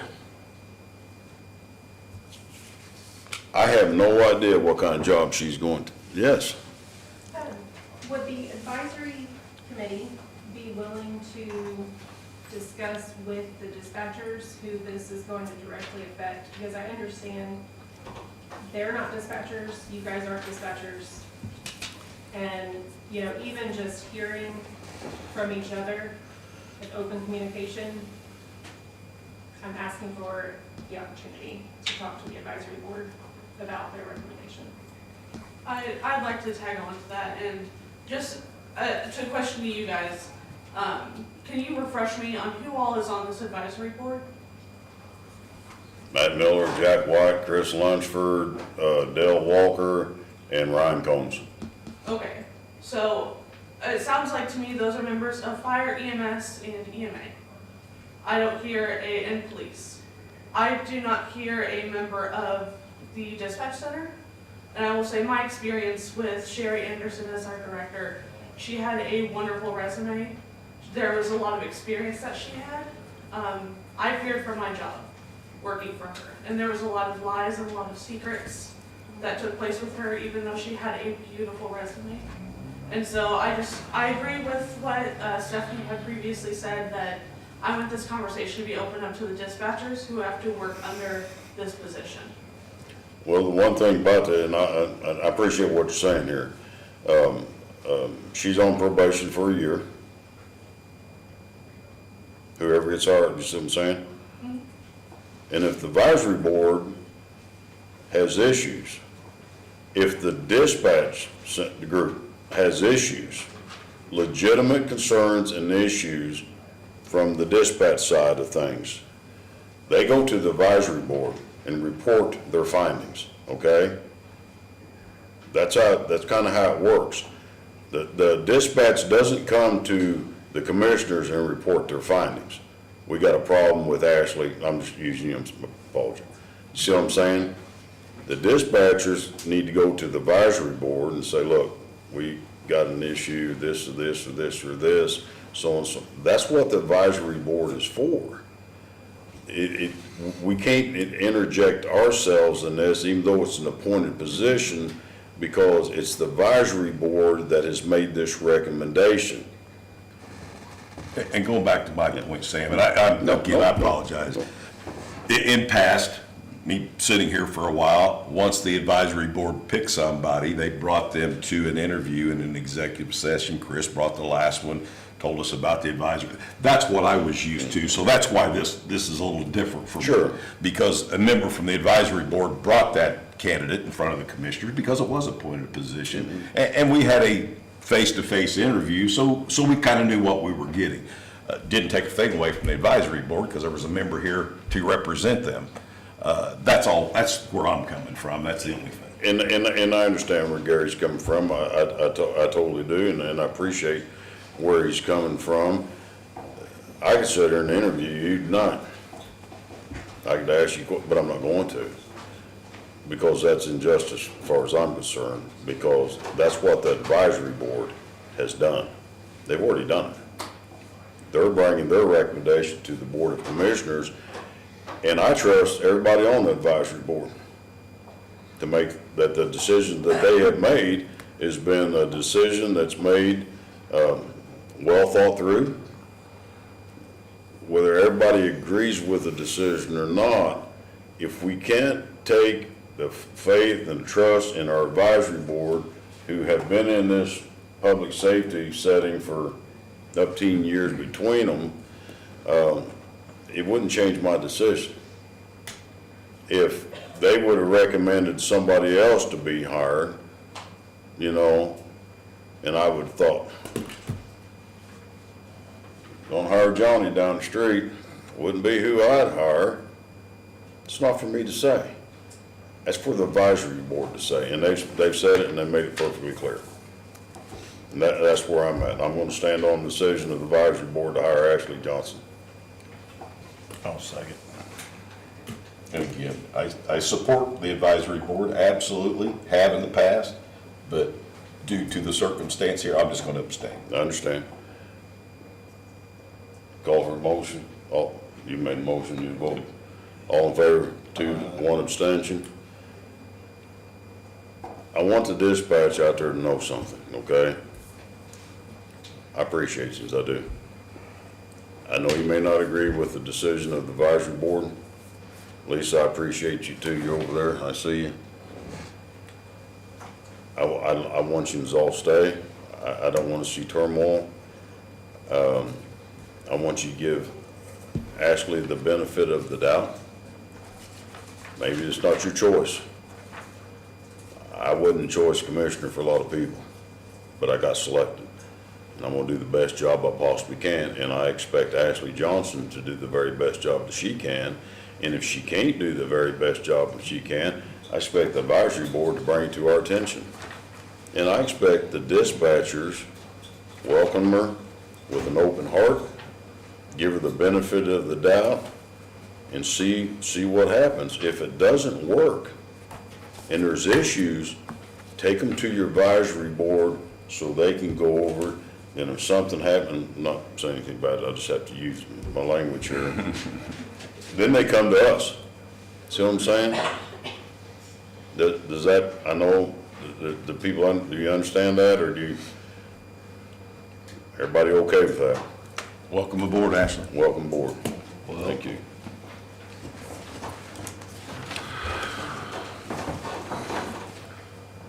Oh, I gotta hurry, 27 minutes. What's next? Steak dinner coming. Yeah, I'm hurrying. Okay, job description, approval, building administrator, planning, zoning, map, or GIS. Here we go. What about them? WS, oh, sorry. Sorry, sir, that's my fault. No, you just, how's it your fault? No, it's my thing. It's your thing? It's the recording equipment that we've already discussed. Is this the one you brought to the council? Yes. This requires your But I need you signature. guys to decide on the contract, because you have to sign it. Okay, Matt. Get Matt. Get him in here. Everybody in here. I got a question about this. I got it. Come up there. Yeah, sure, might as well. Come up, sit up front. I gotta hurry. I got 25 minutes. I'm gonna miss out on my steak dinner. Oh. Meeting adjourned. Sorry. Before we get started, I want to tell you thank you. Yes, Okay, you have done thank you. tremendous job this there, okay? You fell into a spot that a lot of people would have walked away from, but you stepped up and you took care of business. And I just want to tell you, I appreciate that. I really do. I do too, and I think you're still gonna be a vital part. I do. I do. Thank you Okay. both. I do. I believe that. On my heart, I do. And Paula, you're here. Thank you. Appreciate it. did we get this mixed up somehow or another, that it went before the council, before it went to the commissioners, and the council got agreed that we, the commission, need to do something because the council thinks It's we need to come do to it? everybody a whole bunch of times. Oh, okay, very good. And now we're in the home stretch. Yes, Will. It's 7:34, I just thought I'd keep the time. It's always my fault. No, it's not. Just keep talking, young lady. Thanks, Will. Okay, Can we make it so the fast? council approved, the council approved at the council meeting that they want us to spend $500,000. Well, I'm just throwing that number out there, because see, I don't have anything in front of me. I do, oh, I do now. See, that's how I felt earlier. Okay. I probably got, okay, Matt, do you understand this? This started out as a contract renewal that was not budgeted for. Right. It was a 5-year contract. It expired, nobody was notified that it was going to expire. I remember not that. At the fault of the company. They did send notification, that information wasn't passed along, Lisa didn't get it, so it was brought to you. And you guys, at that point in time, wanted to potentially look at other vendors, options like that. It's on a serious time crunch, we couldn't do that. Went back, Lisa talked with the vendor and got some different options on what they could do, on whether it was a temporary fix, for us to be able to look at other vendors as possibilities for a more long-term contract, or go ahead with the long-term contract. It involved software, it involves hardware, and we could go on and on about it. Lisa explained it to the council decided as far as funding goes, that they would approve to go ahead and fund the hardware and software contract price for 5 years. But obviously, that can't be done without you guys approving to sign the contract. So now we're here. So they have agreed to Happy approve. holidays. They have agreed to fund this pending the approval from the commissioners. And the money's in the dispatch budget. There's money there to pay I think for I it. got that right. So I'm looking at, What'd you do, Paulie? Is this, okay, Matt, do you understand? Yeah. Do you understand that? Yeah, we Do you had a understand? meeting, Lisa and I had a meeting with WSI and talked about what everything is, and yes, we've had no problem with the company, we have no issue with the company or. This is the same one we've been using? Yes, or the service they've provided, or the equipment, or anything of the sort. It's simply end of life Yeah. for the hardware that's in there. They want to replace the. I got this one. You got this? Yeah, I got this. Well, mine- I didn't get some of the other stuff, but what I'm looking at, Sam and Dave's seen it as well, we're looking at a 5-year agreement, prepaid 4 years, we get a year free, and $31,050. Is that correct? Yes. 31,000. That's the technical services agreement, yes. But that's everything. And then That's up- updating the Okay. Upgrading the software and the hardware is gonna be another $27,928. And it's 58,000 something So altogether. altogether, $58,978. Way you go, council. That's fine. Well, it was quite a bit cheaper to go with the long-term contract. It is. It's much So cheaper. that's why we decided to go that Well, route. once again, I'm not gonna plead ignorant. Don't know if I say anything. I'm gonna plead stupidity here, because it's out of my league, because I don't understand it. But I trust Lisa, and I trust Matt, and Paulie, and Gary, he's kinda in tune on that. I'll make a motion to approve. How's that? We'll just speed it up because. Is this our best option? I think so. Gary's made a motion. I'll second. You sure? You sure? I reckon so. Yeah. You got, give her, And in that motion, I approve President Sam to sign the contract. Because it requires that. this, you good with this, Matt? Yeah. All right. He just said that. It should be, it's- Yeah, I add that to it. Sam, if you wanna do them after the meeting, you can. She will get them to me tomorrow. What'd you call me? What'd you say? Commissioner Hobbs, Well, no, I can hear what you if said. you would like to sign them after, you can, and she will get them to me. Yeah. So you can hurry up and get out of here. We have a motion on the floor, second by Gary. Paul, you good with this? And this coming out of the 911 budget. All in favor? Aye. 3-0. We're done. Thank you, gentlemen. Thank you. There you go, Gary. Okay, Chief, Yes. when is Ashley, when are you starting? Haven't got right to that exact date yet, because we know we gotta get to the auditor's office, get paperwork and all that filled out, and she'll need, obviously, she is currently employed, so she. Dispatch, thank you. Waiting on Thank this you all, approval please. before she's Thank you. notifying her employers. Okay. Position appointments, building inspector, we're getting applications now, for the building inspector / code enforcement officer, building administrator, Sheila, and we're also in the planning and zoning map or GIS. Apparently, this is appointed position by the commissioners. Is that the GIS mapping? That is correct. Tyler Warner called me today. Rick, Paul is still out of town, but they did confirm, seems like that this is the GIS, and I sent Sheila what information I had. I can't read There's all that. also a app from Steuben County that shows that the GIS coordinator is that position. A question I've got on the building administrator, Sheila, and I don't know who put this job description together, but it says planning and zoning director, and that's not really the case because we have a planning and zoning board. So this job, the building somebody needs to help me with that because we do have a norm and that board is over planning and zoning. So that person that we're talking about, she's the one, that person puts together our agendas. So it needs to say secretary of. Advertises everything so that we're in compliance. Does that make sense? Because otherwise it says, it kind of looks like they're over planning and zoning. Does it need to be reworded? I mean, we can. I haven't read it, I haven't seen it. I just looked at the title up here. And Sheila, maybe I'm nitpicking, I don't know, but I don't want somebody to think that they're over planning and zoning. Building administrator and planning and zoning director.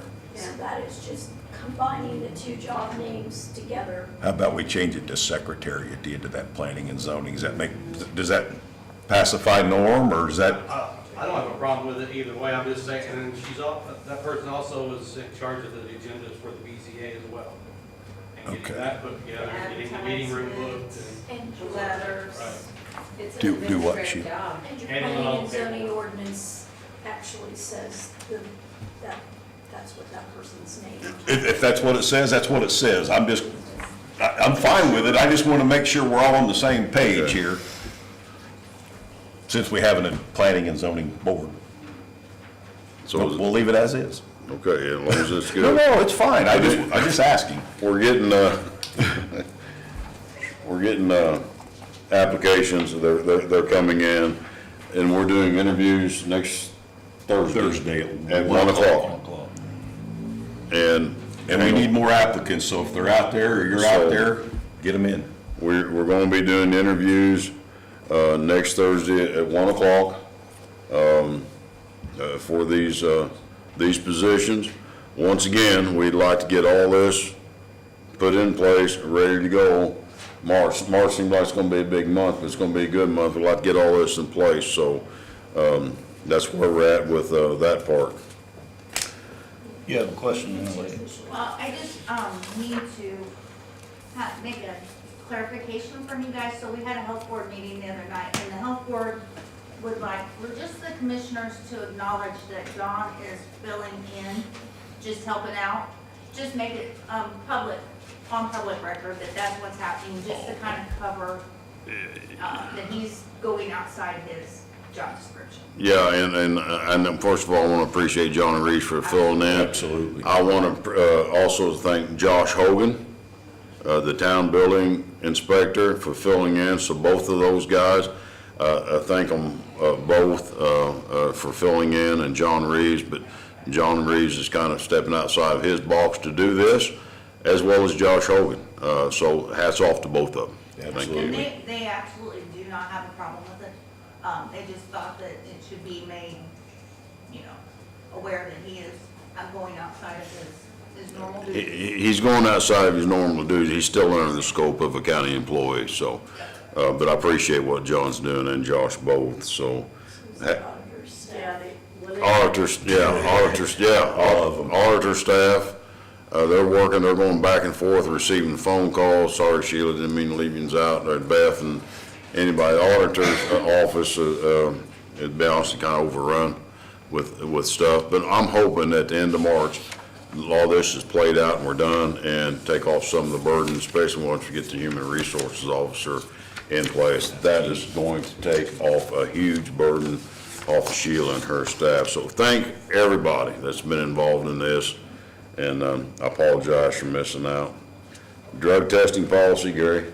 Yep. Wait a minute, we got to adopt? You have to officially adopt those job descriptions as the macro that's in there. The council went ahead and approved at their meeting. Way to go, council. To bring job descriptions to you guys for approval, to try to help speed up the process so you can have somebody in by the end of March. Love you. So I'll make a motion to approve both job descriptions as presented. I second. All in favor? Aye. Aye. Praise God. Here we go. We're moving right along now. You ready for me now? Yeah, drug testing policy. In our earlier meeting, administrative meeting with staff, elected officials, we determined that we were going to use IU, occupational health, for our drug testing. And that will continue. Hopefully, when we get an HR director, they will follow that same suit. It's roughly $55, I think, per test. But with our situation, we talked with Proactive MD. They showed up, and that's a big, long ordeal to make that happen. So I'm going to make a motion that, in our early discussion, that we use IU occupational health for our drug testing. We've got, 5 employees that were in a hold mode, is that right, Sheila? That could not be hired until we move forward with this. So that is my motion. Second. And all in favor, all three of us are in favor. I want to make the department heads understand something. Nobody goes to work for the county until they're drug tested and either pass or fail. Don't hire nobody. It's a liability issue for this county to hire somebody that's not been through the drug testing. So it takes 3 to 5 days, is that what Lisa said? Yeah. To get the result, get the drug test, you get the results back, and everybody's ready to go. And I got one more thing, and you probably know what I'm going to say, and Christine brought this up. We do need to make an adjustment to our drug policy to reflect this. Yes. And that'll have to be done by the county attorney at the next meeting, but we can move forward with occupational health. Then once the human resources administrator gets hired and it gets established, they'll take care of all this part. The whole 9 yards, drug testing, all that stuff. Huh? Until then, it goes to Sheila The Reeves. department head or the elected official that's hiring that individual will get those results as well as the auditor. Yeah. That way, there's a checks and balances, internal controls, nobody's pulling favors, that kind of stuff. And hopefully within the month, like I say in March, we'll have the human resources administrator hired and ready to go.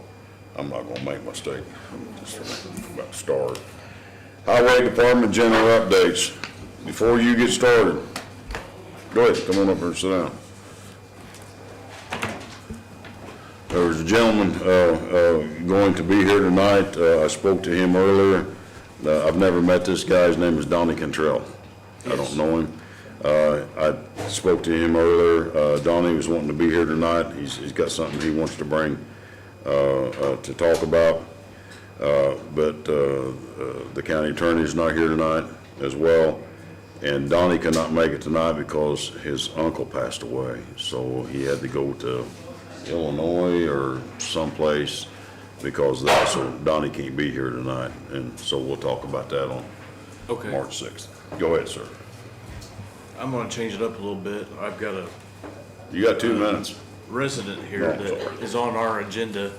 She's been here through the whole meeting. I like to go ahead. She has something to bring to you guys about a road. Hallelujah. Hello, gentlemen. Hi, how are you? I'm pretty good.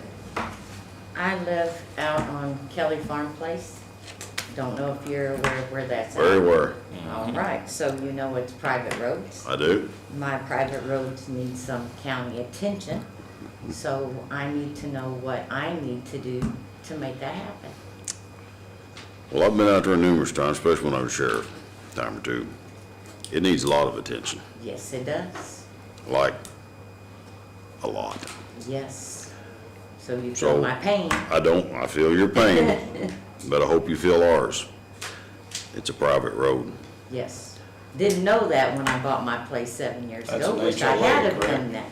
Is that an HOA, correct? You have an HOA on that Kelly Farms? No. It's just a private road. You have to have some sort of agreement. There, sometime in the past, I believe there was a, how long have you lived there? I've lived there 7 years. You ever seen an HOA or any agreement? No. Okay. Like I said, I wasn't even informed it was a private road. Yeah. Because had I been, probably would have thought Wouldn't have moved twice there, huh? about buying it.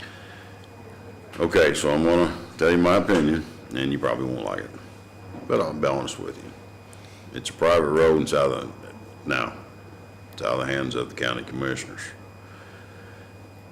But I will say this, and this is either where Chad or Greg, they can go out and assess it for you, Okay. okay? And they can bring to the commissioners their findings, Okay. to what it needs to be brought up to county standards. And with that, from my opinion, this is my 2 cents for it.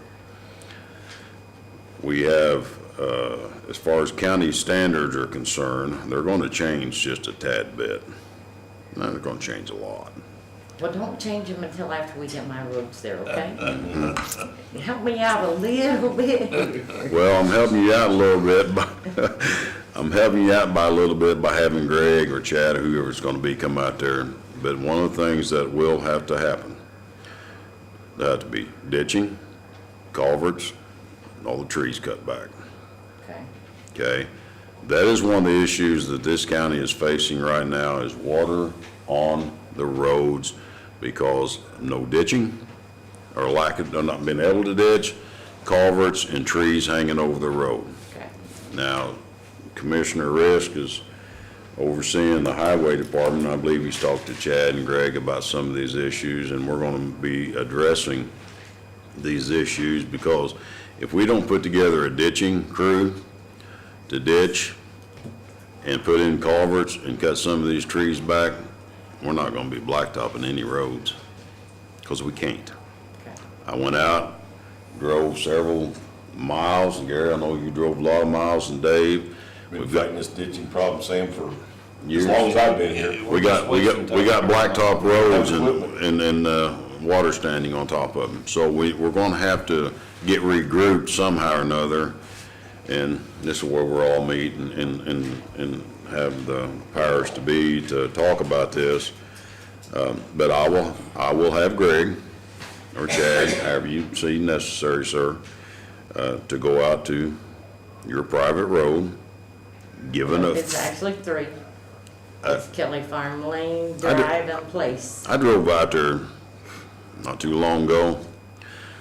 About $3 million probably take care of it. Yeah, I'm sure it wouldn't be cheap. County doesn't have $3 million, if you see what I'm saying. Yeah. We, But believe me, I'm a single widowed woman, and Yeah. I can't afford to do all I of it. If understand. I could, I would gladly do it. I try to do my part, but and I appreciate it, and I do understand where you're coming from, but this will be something that the county highway will have to go look at, and they can bring their assessment. This is, and I'll tell you that this is not priority for the county.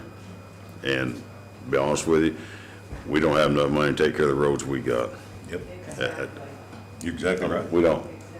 Hey, go Riker, sir, how are you? Oh, not bad. Good. So I'm a first timer here. I just have a couple questions on some of the issues with the ditching and stuff like that. And, you know, I'm sure everybody here knows that the county budget isn't very absurd. Yeah, we don't have one. Would it be more cost effective to be, I guess you would say, contracting some of that work out versus adding on to the department with machinery that they have to take in for maintenance and things like that. And then, you know, they're also paying several guys and everything like that to go out there and do these tasks. Because we all know, I'm sure a lot of people in here live off of a county road, if not everyone. I would say 80% of the roads are awful. I mean, you gotta slow down to 15 mile an hour, 10 mile an hour on some roads just to, you know, not lose a tire. So, that was kind of the thought. Can I answer that question, Sam? Maybe contracting stuff out versus. We addressed that last year, the year before. We actually put out some fillers to give us a quote. And don't quote me on this, Chad might know the number, but it was ridiculous. It was $50,000 for a quarter of a mile or a half a mile. We can buy a lot of equipment for that kind of money. $50,000. It was ridiculous, wasn't it, Chad? Yeah, it was. You can't buy very much equipment for $50,000. I'm talking about a half a mile. They were gonna charge us $50,000 to ditch a half a mile. Right. And cut, yeah, we can buy a grade all for a couple $100,000 and do it ourselves, because we've already got the labor cost instilled. Right. But we have looked at that. I don't know if they still have the numbers out there or not. I'd have to look, I don't know. But you know what I'm talking about, right? have looked We'd addressed that. We also bought a mini excavator and a new backhoe with the hopes of using those pieces of equipment. Found out that the speed of that mini excavator wasn't fast enough. We might as well put a turtle out there to do it. So, you know, until we get a grade all like some of the other counties have that do this ditching, those type of things, we're just not there yet. But we're trying. And I'm sure Dave's got some plans. Now, I've talked to other commissioners from other counties and their highway department, and we may be able to swing a deal to get some equipment from them. So that's a plan that's in work. And I appreciate your comments, and I don't want to get off track about what you're coming, because it's very important. And here's a burr I got on my saddle. Is, and nothing against anybody, we've got $5 million worth of equipment sitting out in the rain. And council knows about this. She's for $5 million of your money sitting out in the rain. I ain't buying nothing. Can't. We can't afford to buy any other piece of equipment if we can't protect the assets that we have. Now, whether, and I know Paul is aware of this too, is we've got to be able to get that equipment up under a building, out of the rain, so we can hang on to that equipment, because not, we got a $500,000 paver out there covered up with a $60 tarp. That's Just go out there and take a look at it if you We don't want have to. it out at the fairgrounds anymore? Yeah, Fairgrounds so, didn't give us an option. with that being said, Okay, so let me bargain with you. I got some buildings, I got some space, let's put some equipment at my place and let's work on my road. Let's bargain here, And it's been let's discussed before. negotiate. well, for your end, that's good, I like that. Yeah. Let's negotiate. She's gonna lease us a piece of property, Chad. So, with that being said, we'll have Greg and Chad get out there, and I don't think that's gonna be at their timetable, not mine. I'm not gonna push them to get out there. It's not on the burner at the moment. Okay. But as a taxpayer and as a citizen, you have a right to bring it to us, and we'll go out there, and they'll go out there and check it out and bring it to us, and, you know, it's gonna cost this amount of money, and if it costs this amount of money, then that's what's gonna be presented, and then we'll have to go from there. We're not, you know, we've got another road that, we're looking at, and Mr. Zimmerman is here over that one, that's, you know, it's not near the issue that you have out there, because the issue you got out there, it's big. Oh, believe me, I know. Hey, you My don't car have a that's got base. 40-some thousand miles, that's had 4 alignments already, it knows. So, but Chad, at your convenience, whenever, you don't have to do it tomorrow, next week, just whenever you can, please go out there and visit and get yourself an assessment, trees, ditches, culverts, whatever it's gotta be, and bring it back to us. How's that? And that's up to the taxpayer to get that up to those standards. Right. Well, and I don't expect anything less, you know, I know we have to do our part, you Yep. know.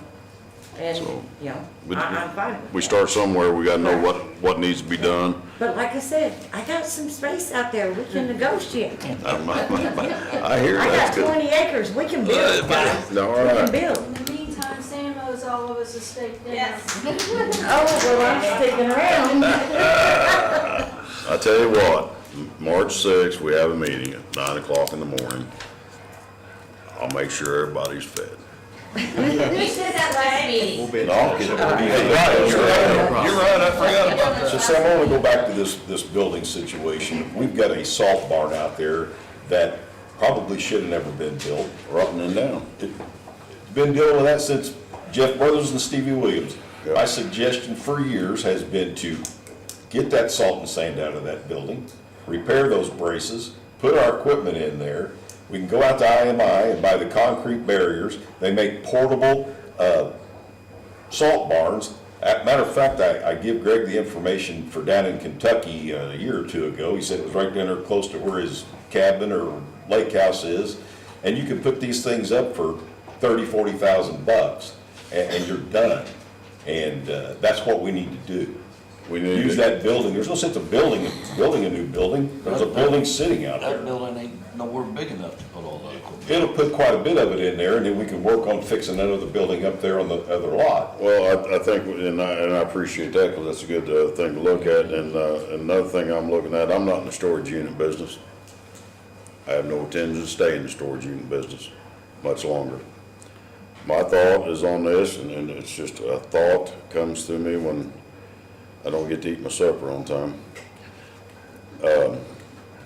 You know, once we get this jail thing moving along here, take storage units down, all that material can be utilized out the county highway.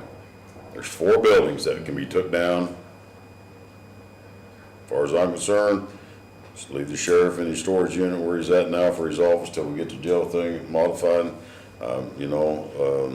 I want to get some quotes from whoever, what it's going to cost to take the storage units down and put them back up as lean-tos or petitions out the county highway to help store some of their equipment. But on that side, the other thing that you brought up is a good thing too, because the salt barn is just rotting it down. I was out there the other day and it's just eating it away, so horrible. I think we need, as 3 commissioners, Chad, you and Greg as well, let's explore all of our options about getting some buildings up there at the county highway, because like I said, we got $5 million sitting outside in the rain. We did go over to Clay County. They have a salt barn. It's like the hoop style. That's what I'm talking about, yep. That would be perfect for salt and sand. That's, yep. As far as holding equipment, No, it's not designed for that. for the salt and sand, that type of building would be perfect. But And those rings are outside of that on the Yeah, concrete they're- side, so they're- there's no way salt or sand ever touches They're, the stuff. they're prefab concrete walls Yep. down the sides, and then they just put the blue or the arches over it, and then it's got the, well, I agree with Dave, we're gonna have to protect our assets, because you know our budget is zero I mean, I consider we don't have much of a budget, and we can't afford to keep buying equipment, leave it set out in the weather like it is. It's not good, it's not fair to the taxpayers as well. All right, the next thing is, and I think you all have it, I hope, is the sample contract from the state for the, repaving of Little Flock Road. We just need your permission that you think this is a good contract and to have them go ahead and prepare. Do you not have one, Sheila? Yeah, I read through that. Have them prepare a true contract. I think we're all in agreement on Yeah. that. We've all been through it. Yeah. Talking to Dave and Sam about it earlier today. It's 9 months worth of fighting with the governor's office and NDOT to get that $227,000 to repave that road, and it very well needs to be done. who's gonna do the work? We'll have to put it We'll out have for to bid. do a public Yeah. works bid. Okay. Once the contract is out and we know the money is officially there, then we'll have to do just like we do with CCMG, put it out for bid. All right. And then it'd be up to you guys to choose what contractor you want to use. I was told by NDOT, and I don't mean to cut you off, just let you don't want to know. Fine. From Jim Johnson, that once we accept this, they get us a contract. He said it would be a 3 to 4 month process, court's the state of Indiana. So hopefully we can get this thing out for bid and paved by August, September. I'm not, And that's its entirety, all the way through. Yeah, That's The entire- from one end, 43 one to end, the other. Yes. With that being said, before we jump the gun here, I wanna know how many culverts need to be replaced, I wanna know how much ditch work needs to be done, and I wanna know how many trees need to be cut back before we go back and pave anything. Okay. now, that was a community crossings road, so their Every- piping should be. Everything on the south side from the bridge just below White White Road.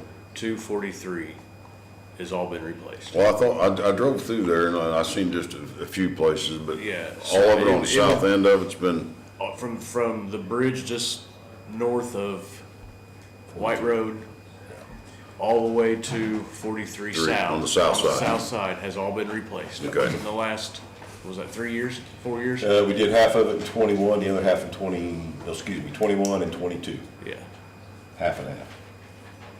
So it should be good on the other end. There may Should be be, one there may pipe just there. be some but- few things that yeah. need to be touched up on the other end, but All that the is- south end should be in great shape. We do need to go in and put a little wedge over the spot that we had the sinkhole issue. I would say, Sam, that we need to sign that for them to send back with our approval.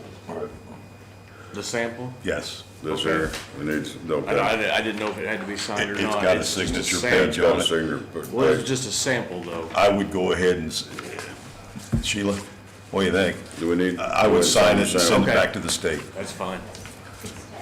Okay, I'll make a motion to accept the unofficial detour reimbursement contract by DOT, NDOT, for Little Falk Road to be paved in its entirety, north Little Falk 43 to south Little Falk 43, correct, Chad? Yes. In its entirety. Yes. I'll make that motion. I'll say. All in favor? Aye. 3-0. Okay, Chad? The next thing is the truck that we had in the accident during the snowstorm that was totaled out. The insurance has come back. We've been fighting with them on getting it. If they take the cab and chassis, they'll give us a check for $14,754. We can keep the entire truck, which still has a good motor, a good transmission, a good bed, tires. Did we verify the motor and transmission already? Outstanding, okay. They will cut us a check for $15,586.95 if we keep the entire truck. We're gonna make more money by keeping the truck than if we give it back to them. Let's keep it and put a cab on it. Yeah, we Get put a back cab the on road. it, a doghouse, we should have another running truck. There you go. It is old enough with the way the insurance and the BMV thing is, it says in this email that it will not be a salvage title truck. That's It'd be a clear title truck. Okay.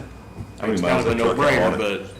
and then the check, we told them that the check needed to be sent to the auditor's office, is that correct? Sheila? It that will, check- and she can deposit it into your fund line. Right. Is that correct, Sheila? Yes. So we're keeping the whole entire truck and getting more money. With to your keep the guys' truck. approval, we get more money to So keep are the you truck. putting we it in still have the equipment, truck. repair of equipment? Is that where you're gonna put that fund? That money she'll need to know. That I'm not sure of. You'll probably get the check and you'll just have to do, Well, it's in this email, they said it was gonna be, they wanted to send it to you, mail it to the auditor. I'll still need the highway to fill out an application to pay, to put it in a specific line item. Okay. We'll call you when it gets here. Okay. I make a motion to keep the truck in its Yeah, I'll entirety, second put a new that. cab on it, and whatever we need to do to get it back up on the road. Yep. The guys down there can take care of that, right? Putting that all together and getting it. Yeah, we just gotta find the cab and we should be Understand. able to do it all right there. All right. That's wonderful. Again, how many miles that truck have on it? Just curiosity. 200 and some thousand.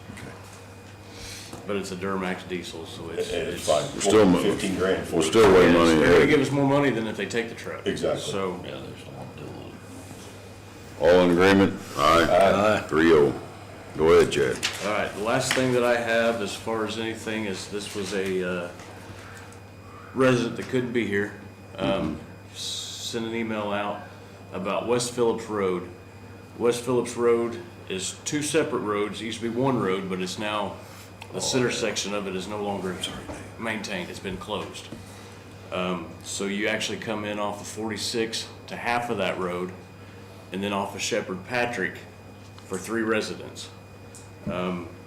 He says they're always having trouble with mail going, packages not being delivered because they went to the wrong end of the road and they don't know how to go around it.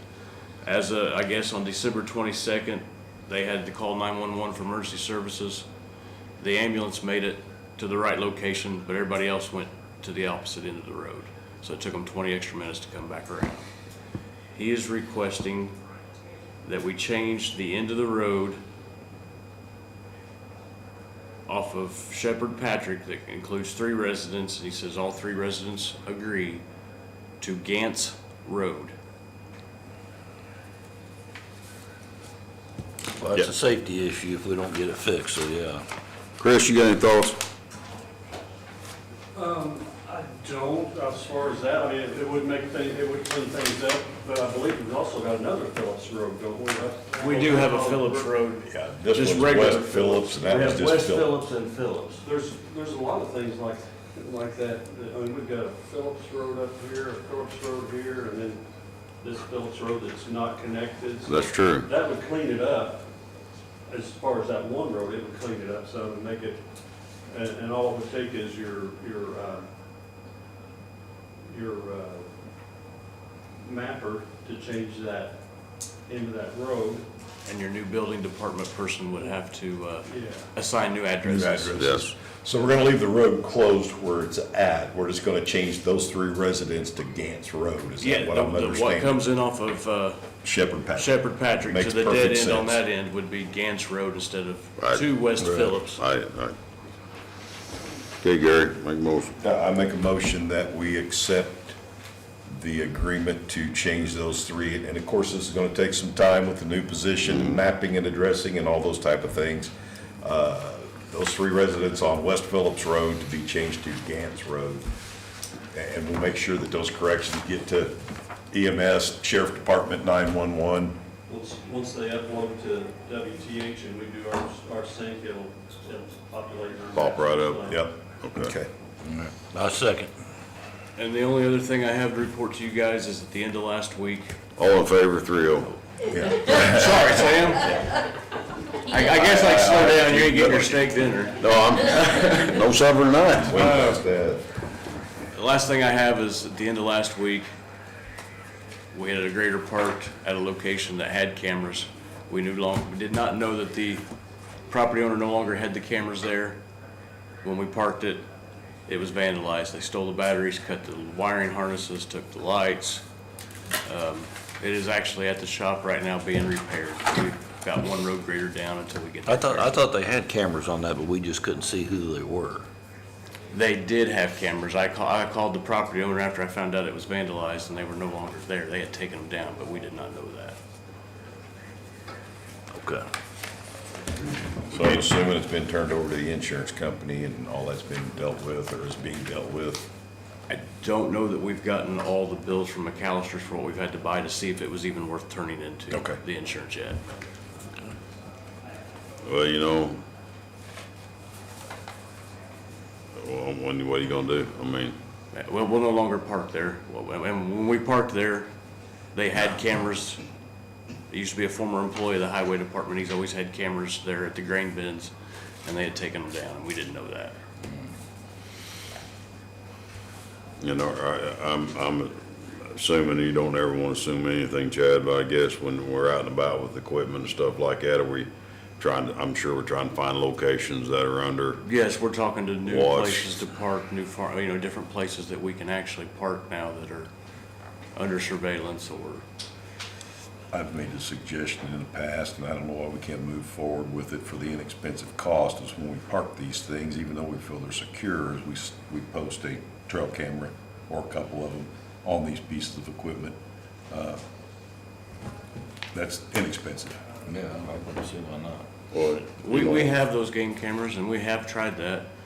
The people that, I don't know if they were staking it when it got parked, but they seen where the cameras are at and we came back, the cameras were gone and they were vandalized. So, I mean, You can only go to a certain point where you can reach. And Right. They got over there, so we lost the cameras and they vandalized. And they ever need a place to park up on the north end of the county, I'm always open to help the county out. And he's got a very nice place to park equipment too. Thank you, Will, thank you. Yeah, Doug Dyer here, Freedom Farms. Yes. Good, Okay, good, thank you. I appreciate it, Thank guys, you, Doug. very much. Appreciate- Yeah, and I think that's something we probably need to incorporate too, especially with the farmers and Doug and Will and Paulie, and you guys know a lot of the farmers and stuff like And they've that. always been really good about us going and asking them, that we've always been able to park And if equipment we there. can get in tune with more farmers or people that's got places safe to park stuff, I'd rather drive them all and park it someplace Yes, safe. absolutely. Leave it out and end up spending $1,000 on repairs, so appreciate everybody. And as well, if they Yeah. are on the north end of the county and they need to park on my property, I have portable cameras that record on a full-time basis, so that if the cameras get stolen, you still get all your footage. Oh, that's nice. There you go. Yes. Huh? There's, yeah, okay, appreciate it. Anything else, Chad? That's all I have. Okay. Thank you. I'm not gonna ask department heads, elected officials, you got anything to say? Oh, gosh, Chris, here he comes. Sorry, Matt, get out of here. Just real quick, I sent you guys an email, I believe yesterday, and yep, I've fought with the insurance company, tried to get every dime I could out of them, quarreled with them, showed them how much we paid for what was damaged in that wreck. And guys, I'm to the point, I think this is all we're gonna get out of them. It's still really good money. I mean, this ambulance that got wrecked had over 200,000 miles on it, and they're still giving us good money for it. We're making money on the ambulance, but we're taking a beating on the power lift system. Well. But I think we're still coming out ahead. Sorry. So are you gonna buy a cab and chassis and remount this box, or the box is shot, we're done with it? I think We're just gonna use it towards a new ambulance? You remember last year when we hit the ice on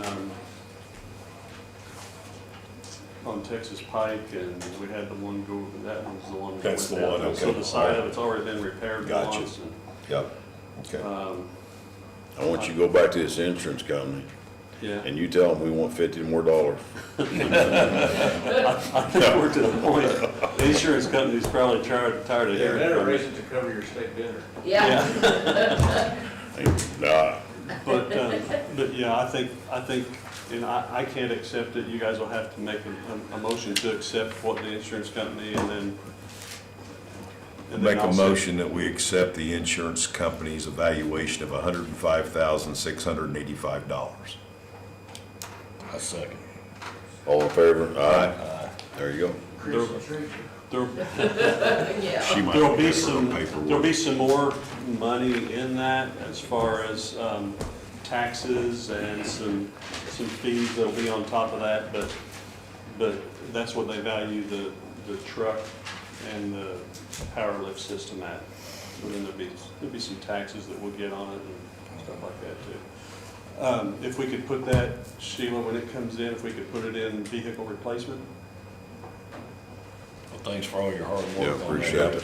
I want to go back to County Highway. Mr. Zimmerman was here, is from Ridgeline Road, and I want to address something. You can stand, said you've been sitting for an hour. Stand, go ahead and stretch your legs a little bit. Yeah, careful now. Greg's not here tonight because Greg is going to help talk about that. Ridgeline Road has been a subject of conversation for 20 years. I've been out there, Dave's been out there, Gary's been out there, Greg's been out there, Chad's been out there, everybody's been out there, and a lot of people will say, it's not our problem. It's not our problem. It's been through legal, about 7 different attorneys has looked at it. People say, oh, it's a homeowners association. I know the back half of it. I checked into it. Once you get over that hill, it is homeowners association. There is, what is this, a half-mile long road? That is Ridgeline. Ridgeline, a half mile. Yeah. Okay. Hidden Valley is not part of that. Hidden Valley, that's got nothing to do with it, but Ridgeline Road, we was out Hidden there. Valley, the homeowners own the road. Yes, We're not talking about the side roads come off of it or anything like that. We're talking about that half-mile road from the highway up there to, you know what I'm talking about, Chad? The turnaround right Turn around. top of the hill. Yeah, well, we're gonna end this. We have to. And I'm not know if everybody's gonna be in agreement or not in agreement with, I was out there, Dave was out there, Gary's been out there. It needs some culvert work. It needs some ditching work. We was out there with you that day and we went through Plan A to Plan B, so on and so forth. I'll be honest with you, I have no problem with taking that road over as county road. Understand, please, that the only reason I'm here is one of my neighbors called me and said that you said I was supposed to be here tonight. Way to go, man. I was planning on coming in here like April, May. You guys got things to do.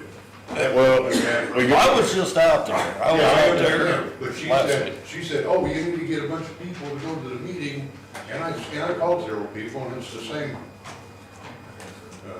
to rephrase what I was gonna say, it's the same thing. I show up, nobody else does. Most of it. The only thing I would say, Sam, is that I don't own that road. That was established a year ago, 2 years ago. Although the first thing you said to me, it's a private road, since we've gone past that. I'm just here, the only thing I can say is that road's broken and it's not my property. So therefore, it must be the county's because nobody owns it. Yeah, nobody owns it. Beyond that, I got nothing to say. And with that being said, and I know Greg's not here and Commissioner jump in all they want, but before I make a motion to accept, I just want to take it in, that just that part. Nobody side roads, nothing over the hill. Part of the road that is on county property. Yes. That's what I'm asking. Yes, and I agree to that. Greg's gone, we need to say prayers for Greg, his mother-in-law, this is bad. So Greg couldn't be here tonight, because he's gonna include, because he's got some cost on culvert stuff. We have all that at the shop, because we were out there, was it last year? Would you please bring that to the March 6th meeting to us? Let's present that, let's see where we're at with that cost. It was 4 culverts. 4 or 5 culverts. 5 culverts. I think it's 4 culverts. Yeah, it's 2 not real basins, bad. small one at top. All of it. Yes, Part of Norm. the problem. I said it might be, you guys own some property, there's a road on top of it. It'd be nice to get fixed. What we ran into, most of these private lanes, private additions we have all over the county, the property's deeded to the center of the road. That one is not. It is one of the few in the whole bunch that's not. And it's just that strip of. Exactly, it's just that one strip. Go ahead, Norm. So I've been out there as well, because I've known Nick a long time. The only concern that I have are the 2 ponds and the water that runs down that, what will be ditches on either side of that. So somebody, before the county takes that on, needs to verify that we're not gonna blow those dams out. I can speak to that because we've done this pretty extensively. The people on the side of the road that take most of that water if that first culvert is replaced. Those people's lake feeds 2 other lakes. Right on down to the west there, They can't yes. get any water. They want the water. I'm surprised she's not here. And when we talked about this, when we was out there, and Norm, I'm glad you brought that up, because before we take it over, which I'm all about taking it over. I'm not gonna take it over. Before we take it over. Yeah. The commissioners. Yes. We're gonna send a PIO person to talk to the pond owner here, the pond owner here, and the pond owner here. And they're gonna sign something that they understand that there's gonna be water coming their way, because I want them to be aware of it. Yeah. Yes. And that's only fair to the other taxpayers that it's been addressed. I agree, Sam, but I guess I'd like to point out that's where the water went before the culvert was blocked. I won't. I understand. It's a transparency issue. I trust you to do it. It's Every getting time there. here, somebody told me to be. It's getting everybody involved, so bring that to the next meeting, bring those prices, so we'll just move on with it. So as far as like going out and talking to these people, will we have the attorney draw up something To go out and talk to people. for them to sign? The pond. Oh, yeah, we'll have to little something, just so they understand that, you know, when you first pull in, there's a pond to the right. And you're gonna have, there's gonna have to be a culvert put in there about 60 foot long. I'm just saying. Once it gets in, it's gonna be heading to that pond. So if that pond overfills, it's gonna spill into pond 2, then pond 3. Pond 2 and pond 3 people need to be made aware of that this water, even though it's already coming there, when we address this issue and put in new culverts, that water's, I want them to know that this water is coming. So they're not like, well, nobody could have told us that to put in new culverts, now we got all this extra 5-gallon water. No, maybe an extra 5,000 gallon. I want to be transparent so all the property owners, even adjacent to them, understand. I can send you the names and addresses. If you would, I mean, that's fine. because I talked to them before the last time we were out there. Yeah, I guess we haven't talked to the downstream links. but- So it's doable, it's going to happen, it'll happen on March 6th, we'll get her done, and we'll take, I have no problem with taking that Well, I away. apologize for reading. And let me just make, I want to understand something between the three of us here, as in taking it over, we're going to maintain that gravel road. We're not going out there and paving it. No. Okay, I just want to make sure everybody's on the same page here. We just want the water. You want to maintain, ditch, everything that we've talked about for 3 years. All I'm trying to establish is it's not my road, I wish you guys had picked yours. Yeah. And I wish it was your road, we didn't have to talk about it. But, yeah, we're not paving it, we're gonna get the water away from it, put culverts in, cut the ditches in, and send water down to everybody's ponds. That's the first thing people think when we tell them we're going to take the road over, they think we're going to run out there and put the blacktop. You got anything else, Chad? No, I was done a long time ago. All right. Matt? You sure? I don't need to now. Don't start in on me. Any other department heads? Assessor. What about them? Got a contract. I've got that, Sam. I think that was my job you give me. I gave it to you, but here's a copy, signed copy, you know. Yeah, you drop it. Oh, okay. You want to sign this colored one, this original one? I got a whole stack of paperwork here to sign, be here till midnight, no snacks, got no Fruit Loops or anything to eat. The assessor has presented us with an agreement to send out the assessment mailers that we all get that we don't like to see. Got a new company that saved us about $3,700, I think it was. Yep. The total amount is $9,674.50. And I'll make that motion for the president to sign this agreement. And this is in his budget, Yes. it's already budgeted. Yep. I'll second. And it is a $3,000 or $4,000 savings, if you want to stick that on there. All in favor? Aye. Aye, 3-0. Okay, Sheila? Amended meeting schedule. Oh. She glad you guys elected me. Sorry. The meeting schedule for the commissioners from here to the end of December, it will be as follows. I'm not reading through every date. The first Thursday of the month will be at 9 a.m. The third Thursday of the month will be at 6 p.m. through the end of the year. Now, with that being said, Dave's job, aircraft mechanic for FedEx, and sometimes his schedule changes. If his schedule changes, because right now he's off Thursdays, Fridays, and Saturdays, so that's the reason we have the meetings on Thursdays, because he can be here. If for some reason his schedule changes, this is subject to change.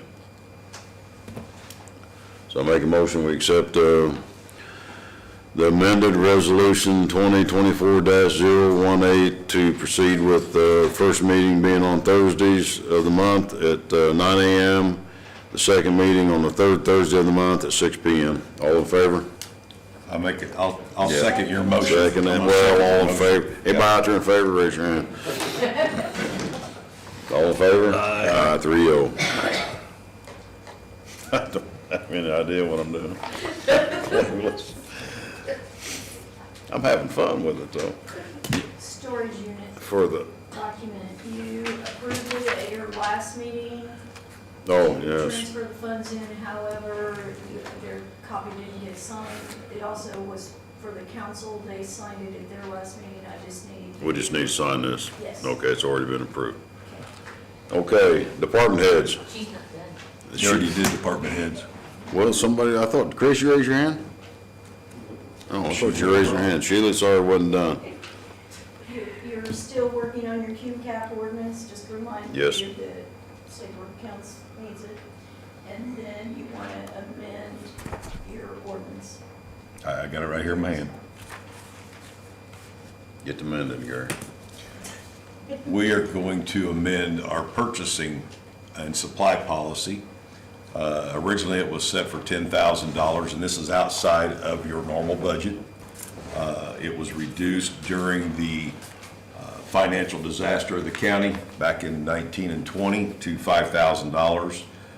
We've all agreed that there is no way that you can purchase anything for $5,000 in the department at today's prices. So it gives you the authority, or will give you the authority to put that up to $10,000. Is there any other comments, gentlemen, that you got on this? As long as it's in their budget. Well, this would be this would be a cash balance appropriation, that type of thing. They're coming to the commissioners and they're going to the council.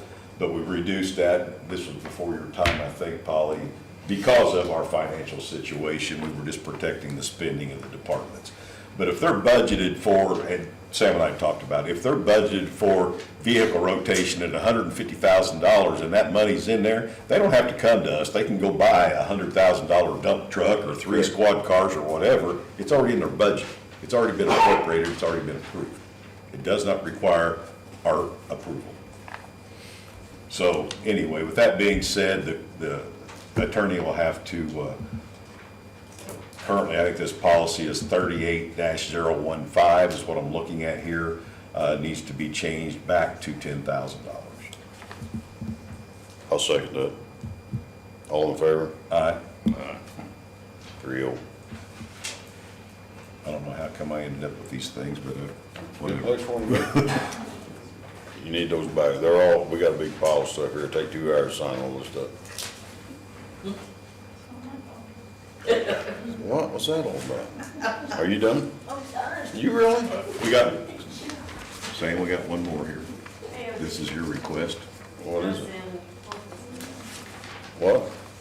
So the beginning of the agenda was the AAD payroll system. And we're struggling with it. The departments, some say it's more work for them, it's created more of a workload versus us. We are in a contract. I'm not sure if we're getting out of the contract. We're getting ready to bring the highway in officially. We'll see how the next couple of months go with trying to bring in the highway EMS and the sheriff's department, I believe. We need to monitor it closely because we're struggling with the system itself from the company. It's not as easy a system as was presented. If I had my choice right now, we would go back to paper copies, but I'll stick with it just a little bit longer if possible. And I've sat with Lisa and Nicole in front of this system, and it's an absolute disaster. Now, this was presented to us that it was part of the Lau company, which it is not. It's a third party that they have connected with. I agree with Sheila. If it doesn't come around soon, I think we need to ask for a refund of some sort. Originally, it was $68,000. Don't quote me on this, Sheila, you can help me. And another $15,000 a year thereafter to keep this program running, and it does not work. So It's just not user-friendly, compatible with all of our systems that we have, whether it's overtime. And we're in agreements, we need a time management system, and I'll tell you why. Because if we don't, we're back to ghost employment. We got people that are not keeping track of their time properly. We're paying them for time they didn't work. See you, Doug. Good seeing you, buddy. Yeah, see you, Doug. And that falls back on us because we approve payroll. Well, trust me, there's several employees that figured out how to screw this system already too. Yeah. Yep. There, I just put it out there. So we need to fix this. Okay, with that being said, and since I'm not even gonna get dessert. Man, this is awful. We will monitor it and report board. Yeah, but we've got department heads sitting here, Chris and Matt, we've talked about this a little bit. I mean, quickly, for 5 minutes, if you could, or less, make it 3. Give it 2 minutes. What's your thoughts? Great idea, but I'm with them, it's difficult. It's not user-friendly at all. I think it was a good idea for execution. Again, we were sold something that we. I think more of the companies are out there. Problems that I know were brought up when we were talking about this, that they said wouldn't be an issue, and it's an issue. So we're doing everything twice right now. We're doing paper copies and That's what you're doing. That we don't need it. You don't have time for that, Chris. We're kind of a different beast because we work 24 hours. And then if we have someone call in sick, someone may hang over another 12 or even another 24.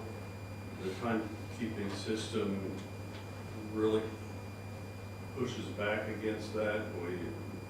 I can't go in and adjust people's times after 24 hours. So I can't put in that they work 25 hours. You see what I'm saying? Yeah. We've never went live on the system yet because we were trying to work with the vendor, the previous payroll clerk was trying to work with the vendor to get those things straightened out, and then she left, and I didn't want to, Lisa was having to learn payroll and everything, I didn't want to throw her into that mess, so we just, we haven't went live yet, and it does create a lot of work on my end. And I think I told Sheila it takes, So work on me, it takes work off of them. We've been engaged with this for how long now? 14 months, Okay, all right, well, 13 months.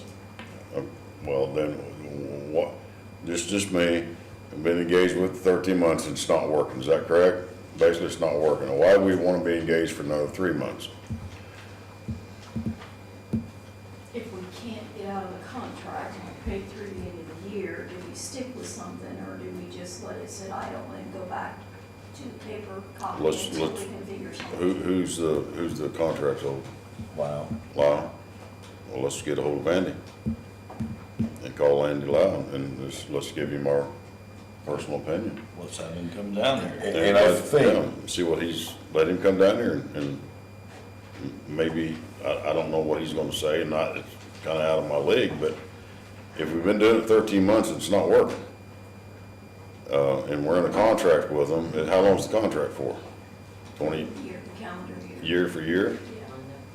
You know, it's like anything, I think if you're unhappy with the service or a product, And in fairness to them, it's just a complicated system that doesn't go with our county schedules. You've got too many departments that have different time schedules, and trying to input vacation personal comp times in 35 or 40-hour weeks, it just is not user-friendly. and we changed all kinds of policies to try to adapt to it, and that didn't work either.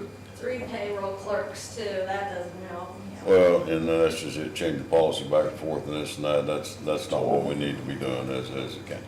Get hold of Andy and tell him to come down and he can have a chat with us, and, well, if we can get out of it, then We need to Shelley look at has a other comment. avenues. yeah, hi, Shelley. You have anything? Okay, anybody else does the public got anything to say? Appreciate you coming tonight, sir. Hope you come back. We are working on yeah, I mean, please do. We are working on a lot of the issues. Oh, for Bonito. I just want to put in my 2 cents worth on the AOB system. We've not been on it, we've started like around at the end of January. Yeah. And I've had a lot of, I probably called Lisa every day for a week. She probably I had to take like milk duds and stuff. It's like had some of our employees having more hours, vacation time things than they should. I did a screenshot on one of our employees. One day I have to go in and manually put in when they take lunch hours because the guys are out on the road. So I have to go in every day and put in their lunch hour times and adjust it. And one of our guys one day he worked, say, 7 to 3:30, and he said it was 8 hours without me making an adjustment. The very next day, it put that he worked 8.5 hours, looked just like the day before, and then it paid him for his lunch hours, so it's real inconsistent. But I have to go in every day and put in their lunch hours. I gained 100 hours of vacation time off of that system. Yes. Hallelujah, good for you, Chad. God, that works out good for you, doesn't it, buddy? You know, man, be real honest, the county don't have time for this nonsense. We got bigger fish to fry. I'm from the old school. We did it when I was sheriff. We filled out the paper We still do that trail also. stuff. All right. Okay, anybody else? Public, got anything to say? Jeremy, you want to come up and tell us what you got, bud? Oh, there he is. I didn't see you back there. He's hiding in the corner.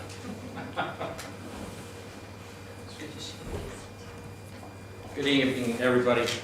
One of the best for last, I hope. It's going to take about 10 minutes. That's okay, he's already owes me another steak, so that's good. I'm weak, Jeremy. I'm getting weak over here, buddy. Sam will keep you fired up here. I'm sure. Gary, good to meet you. You too, sir. Ladies, good to meet you as well.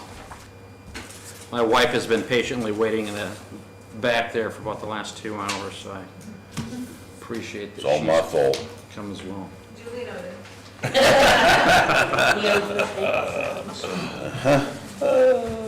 Let me write that down.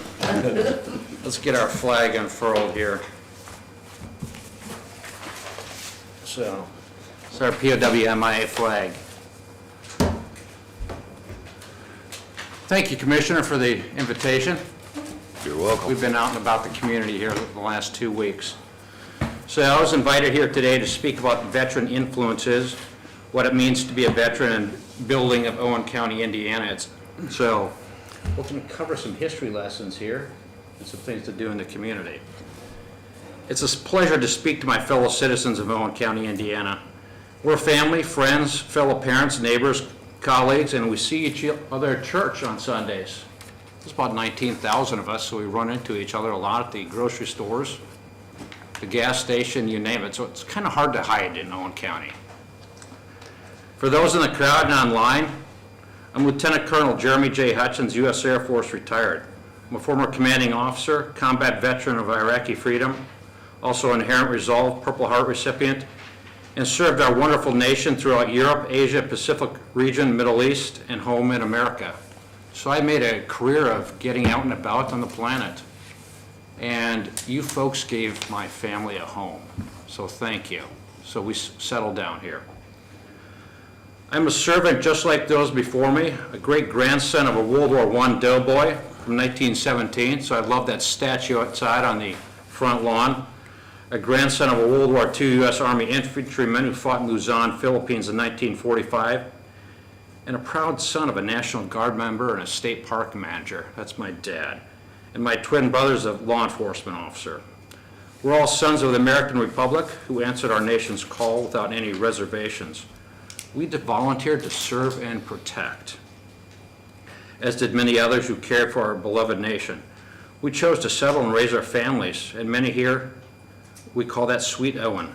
And that's named after, by the way, Colonel Abram Owen, who was killed on November 7th, 1811, during our frontier war. So I've spent some time in the archives taking a look at who we are. It's important to recognize where Owen County came from. Our community in large part started with the ideals of the Revolutionary War. That's from 1775 to 1783. Our colonial long-distance family looked towards freedom. Right here in Owen County, Peter Witham, James Bryant, Andrew Evans, Samuel Newell, Messrs. Brooke, Kelly, Carpenter, and Clemens were all Revolutionary War veterans who settled here in our county, our home. Of note, Peter Witham's burial site is located just a mile from where we're sitting right now at Riverside Cemetery. So freedom is still in the air, ladies and gentlemen. It's been a treacherous time these last many days, just moving about the county, given the harsh weather conditions involving the snow and ice storms. Thanks to the Owen County Road Department and our commissioner who woke up at 4 a.m. in the morning to go look about clearing the roads. So thank you very much, sir, for that. We made it to work and got the kids to school even today after 3 days of some delays. So that's some teamwork here in Owen County. Can you imagine the 6-month winter of 1777 to 78 when General George Washington's army camped at Valley Forge? It's pretty cold here right now as well. They're 20 miles north of Philadelphia. The soldiers of that Continental Army came from all walks of life. They're farmers, blacksmiths, tailors, teachers, grandsons, sons, husbands, fathers, who all had one thing in common. They united to form a more perfect union to preserve and protect their communities. Freedom in one hand and a musket in the other hand allowed these colonial warriors to make it through a harsh winter. And we'll survive here in southern Indiana just like George Washington did. Just imagine what a father thinks as he looks into the eyes of his son or daughter as the battle nears. His child is the next generation of American he fights for. Let the Liberty Bell ring once again at Independence Hall, just like it did at that State House in 1776. Soldiers, sailors, airmen, and Marines of present day are no different than the Continental Army of yesteryear. Sweet Owen residents stepped forward as part of the American military when the nation called, and that recognition is displayed outside this very courthouse and in many memorials throughout the county. So I challenge you to drive around the county. You'll see this in the small towns. Just look at the walls of remembrance outside of our courthouse here for those who served and those who gave all in defense of freedom. America's sons and daughters did not let Sweet Owen down. And on those memorials, you'll find out they're from the Spanish-American War from 1846, World War I, World War II, Korea, Vietnam, Gulf War, Iraq, and Afghanistan. Today, even more stand guard around the globe protecting our freedom. So those who have graduated from Owen Valley High School recently, you'll find them all over the planet and on Navy ships all over the globe. If you talk to a veteran, you'll find embedded themes within that conversation. When our nation called, they answered. When they heard the sound of gunfire, they ran towards, not away from that fight. And many of you here in this room, or some of you, have raised your sons and daughters to run toward that fight. They learned that from mom and dad and from Sweet Owen. To the left and right, we saw America's sons and daughters who also volunteered to serve. Behind them was an entire grateful nation, or even their county here. And from them was victory. If you ask that veteran, why did you serve? You'll hear these themes. It's for heart, it's for mind, it was for soul, it's for spirit, it's for love of the nation and the family and our God. I'm still a colonial soldier at heart. Because if not me, then who else? It was my duty, our duty to defend freedom. That's why we served. When you are asked, my fellow citizens, what did our veterans do for Sweet Owen and the surrounding communities? They helped open this new state, 1816. They are originally from Ohio, Pennsylvania, North Carolina, Virginia, and later from all 50 states and territories. They opened their wilderness trails during the Second Great Awakening, 1850s to 35. So with those wilderness trails, you have wagon trains and a pastor along the way. So I'm happy to hear we do say the Pledge of Allegiance and we do recognize God. Thank you, Sam, for doing that. When the Civil War started in 1861, hundreds of patriots stepped forward to join the Union cause. Many of our county Civil War vets served in the 6th Indiana Cavalry, the 8th Indiana Cavalry, the 57th Infantry, 59th Infantry, 71st Infantry, and the 72nd Infantry.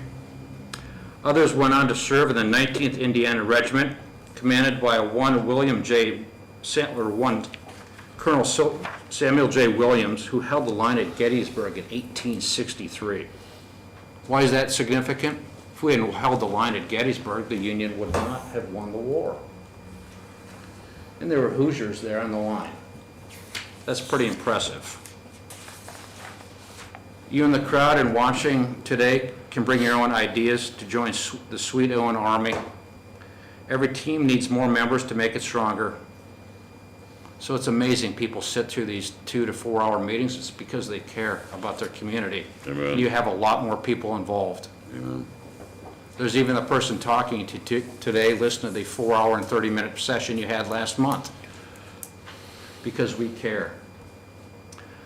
Veterans enjoy politeness while in public, teamwork, ideas from everyone, common sense actions, details, and results which give you a better community. Please remember, a proud citizen battles to keep the past alive. Yet too many in our society may recognize or have not heard the sacrifices of their neighbors who risked everything. Many came before us holding that line, just like the Hoosiers, in defense of our freedoms or in search of new beginnings. As a note, ladies and gentlemen, yesterday was a recognition of our battle with Iwo Jima, which occurred on February 9th, 1945. Mount Suribachi, that flag went up. We have many Marines within this county, and they're very proud. You can guarantee they celebrate it at the VFW or the American Legions or the AMVETS, and they'll continue to do that forever. August 26, 2021, Abbey Gate attack in Afghanistan. We lost 13 warriors across America, and one here, a Hoosier, lost their life. But we will not forget August 26, 2021 in Afghanistan.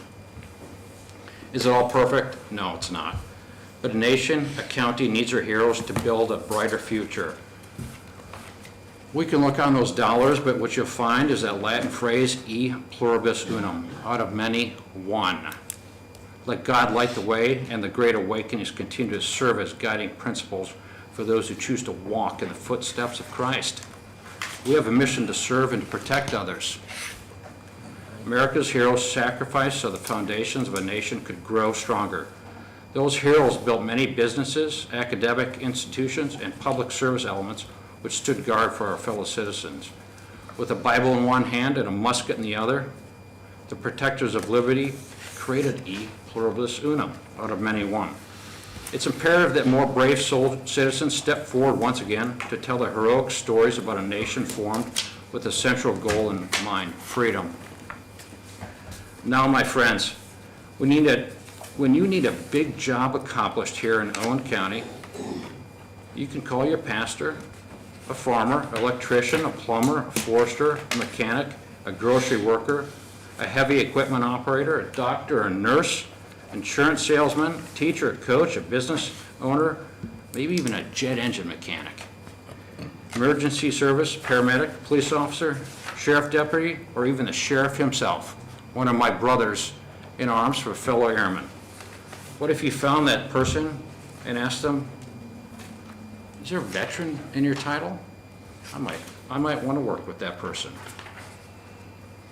If it was the winter of 1777 again, we would all be at Valley Forge, ladies and gentlemen, fighting for freedom because of our families in this young nation. One last thing for a local veteran will say, let us not forget the fallen. And this flag, POWMIA, we don't leave anyone behind. Our local community could use some assistance to restore a few memorials, gentlemen in front of me here, to recognize those who held freedom in one hand and that musket in the other. Here are 3 memorials for our county commission to take note of. We have that World War I memorial on our front lawn. It needs some spit and polish. Stop and read the sign sometime for the folks behind me and online. It states, in grateful recognition of the patriotic service rendered by the men and women of Owen County, Indiana, during the World War, 1917 to 18. We have a soldiers' memorial pavilion at Riverside Cemetery. It was last repaired in 1985. We've got some work to do. The memorial reads, dedicated to the memory of those who served their country during the wars of the United States, erected through the efforts of the Women's Relief Corps of Spencer in 1939. What that shows us, if you go to that memorial and you stand at the memorial and you look at the American flag to the left, you'll find something very recent. There's a memorial, a grave from someone who died in this county serving in Afghanistan. It's time we put some spit and polish on some few things, that memorial outside our courthouse and that pavilion from 1939. If you look at a concentric circle around that pavilion, you'll find something that looks at 1846, the Spanish-American War. It'll bring you up to the Civil War with the graves, World War I, II, Korea, Vietnam, Gulf War, and now Iraq and Afghanistan. Let's do some fixing on that. Those two cannons out there from Fort Pittsburgh, those were used in 1861 to 65. That's not bad. Somehow they made it from Pennsylvania to Owen County, Indiana. We have a Veterans Park in Spencer that needs some cleaning up as well. It just takes a few volunteers to make things happen. That's me, number one. I'm raising my hand to help. As my local pastor says, many hands make light work. That's correct. Finally, friends, keep Valley Forge in mind during the cold winter season. Soon the sun will shine and freedom will ring even louder. Lest we forget, we leave no one behind.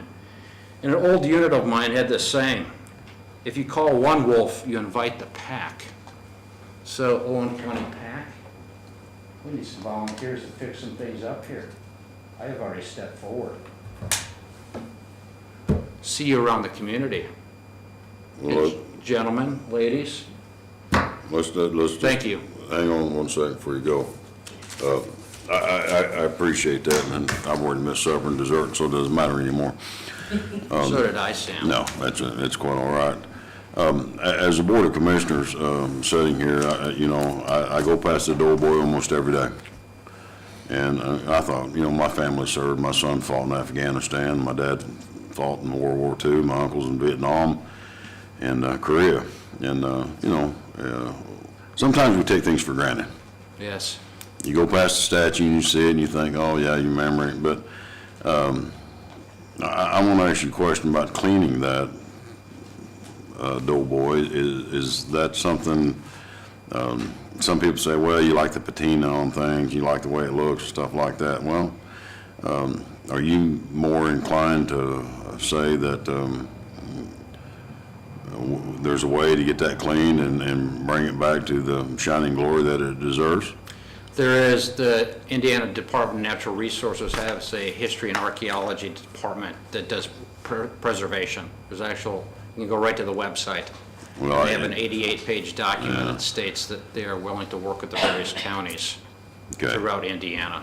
So that's not something I'd take bleach to, but we'll look into that. No, I do cemetery restoration. I repair cemetery stones, a lot of old stones, and there's certain things you use for that. So as the Board of Commissioners, I think it behooves us. You said you've already stepped up and volunteered, so I think 3 commissioners are going to step up and volunteer, and we need to find out who, when, and where we can get the Doughboy cleaned. Absolutely. To the glory that it needs to be, the right way. And if you could find us some information on that and send it to Dave, and there's 3 commissioners here, we can come together and figure out what it's going to need. That's the least we can do to help honor those who fought and died for our freedoms here. So I say the commissioners step up and get the Doughboy clean and bring it back to its glory the way it should be. That's what we're going to do. That's what I'm going to do. What about you other 2 commissioners? I'm with you. I've got a little bit of help on that maybe. Good. We are soon to have Precision working on our copper dome. They're professionals in copper restoration.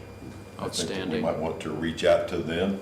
We're already soon to be under contract for our dome replacement and repair. That would be a good company to contact and see how to go about handling that Doughboy. That's just my input. And Steve Gray, we'll dig and more, myself, I'll call absolutely. him, be happy to. And please, let's look at the 1939 memorial as well. There are stars falling off. Those are metallic, and again, those go back to 1846. And that's supposed to that will represent everybody who was lost in battle here in this county. We owe it to those who fought for our freedoms. We owe it to them. So the commissioners step up and let's do our part, and we'll start with the Doughboy and go from there. Outstanding. Jack? Sam, we got a local retired guy that is an expert at things like the Doughboy. When it was vandalized a few years ago, Yes. I believe he repaired it for free. He has statues all over the country. He lives right here in Spencer. He's pretty passionate about that Doughboy. I think he'd probably like to be contacted. You got his contact information? Talk to this gentleman when we get done, and yeah. You guys, I can get hold of him. you guys get together and talk about this here in just a little bit, and the commissioners agree it's something we need to get. Yes. I mean, we owe it to, we owe it to this community. We owe it to the veterans all across this country. I think our local veterans take care of the memorial wall out here. I think they do that through the VFW and so on and so forth, so. If you strike one match, maybe you can get two more lit. So you volunteered, now we're gonna volunteer. Somebody else wanna volunteer? Yes, Pat? I'm in. Pat's in? Pat's in. Anybody else? Got your hand up, Beth's in? Well, Benig's in. I'd like to say that tourism would probably make a donation $1 because of the attraction, but I can't speak for the rest of the board. Well, I think that once it gets out to the public and they catch wind of it, that I don't think you're gonna lack for donations or money or support, especially from the, not just the veterans, but the people that support the veterans here. And I'm glad you came and brought this to our attention. And also, and somebody correct me on this, the Veterans Park. That belongs to the county. Belongs to the county. We are responsible for that park, but the VFW in the past has took in donations to help mow and so on. And when Mike passed away or got ill sometime back, that all stopped, and we have now taken that over as part of Steve's maintenance. He mows that. We need to establish a parks board as a county to take care of that park. It is a nice park. It's a very nice park. It is nice shelter house. There's nice, but yes, Sam, it belongs to the county. Okay. And we are responsible. Well, then if we're responsible for it, and I thought we was, but I'm glad you cleared the air on that. If we're responsible for it, then we're gonna be responsible for it and get it cleaned up the way it need to be. We owe it to the veterans. If we can't do nothing else, we owe it to the veterans to make sure that their memorials and their parks are up to spit shine perfect, I guess that may be the words to use, so. But I don't want to keep us here any longer. I know we're all wanting to get out of here, but speaking on that, there was donations taken through the VFW. So if somebody reserved the shelter house, they would call there, make that reservation, and then that money was supposed to go towards helping maintain the grounds and all that. That is, as far as I know, has stopped because Mike's no longer with us.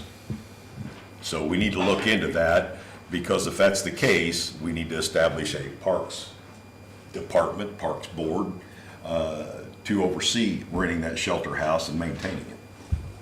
I agree. Yes, sir. I agree as well, and I also agree with you, Sam. A lot of people, I think, would donate some money, and we could definitely put that into a separate fund that goes into maintaining this kind of stuff in the future. I think it's something we need to get on immediately, because I walk past the Doughboy every day, and I think, I go look at the stones that I've cleaned like years ago, and they're still clean. And I think, man, what can I do to that Doughboy, and how many times have I thought about, that's not just me, other people do it too, so now we've established, let's get it clean. Jack, you two get together and see if you can come up with something and bring a solution or bring an idea to us on the next meeting, and let's not delay, let's just get it done, regardless, let's get it done. Ladies and gentlemen, just in conclusion, it's amazing just from listening to the conversation here and partaking in it today, is since colonial times, people have been showing up to Owen County. I can see why. We can get things done. That's amazing, and there's a lot to be proud of. So thanks for giving my family a home. Just to let all department heads, employees know, not next week, the next week, some people about the dome work is gonna be here. They're gonna be doing some work on top of the dome. The following week, March 3rd, and from there on out, parking out front will be absolutely very minimal. from the sidewalk, the main sidewalk, west to Main Street will be blocked off. They're going to put up a fence. They was going to load the boom side on the east side of the courthouse, but due to the court services being up there and they was going to have to boom over the handicap ramp, I told them no, don't want nobody getting hurt. So they're going to boom from the west side. They got a big crane, 180-ton crane coming in. We got 60-foot beams coming in, and things are going to be fenced up. So the week after next, the parking lot, a lot of it will be closed off, so you will have to park someplace else. And now there'll be a few parking spots on the very east end, but you'll have to come in the wrong direction to get parked, first come, first serve. This is going to go on for at least 2 months. Is what it is. It's got to get the dome. They're going to repair the dome, repair the windows, take the roof off, the membrane, the padding underneath. They're stripping it all down, but when they do that, they have to build a dome over it to keep the water. So it's going to be an intense project. This is an insurance claim. The insurance is handling all of it, but it's going to be lengthy. So be aware when you come in. Look above, just in case, even though it's going to be fenced off, look above just to make sure that safety is paramount. Starting, yes, Chris? Has there been any discussion on what's going to happen to the copper that's up there?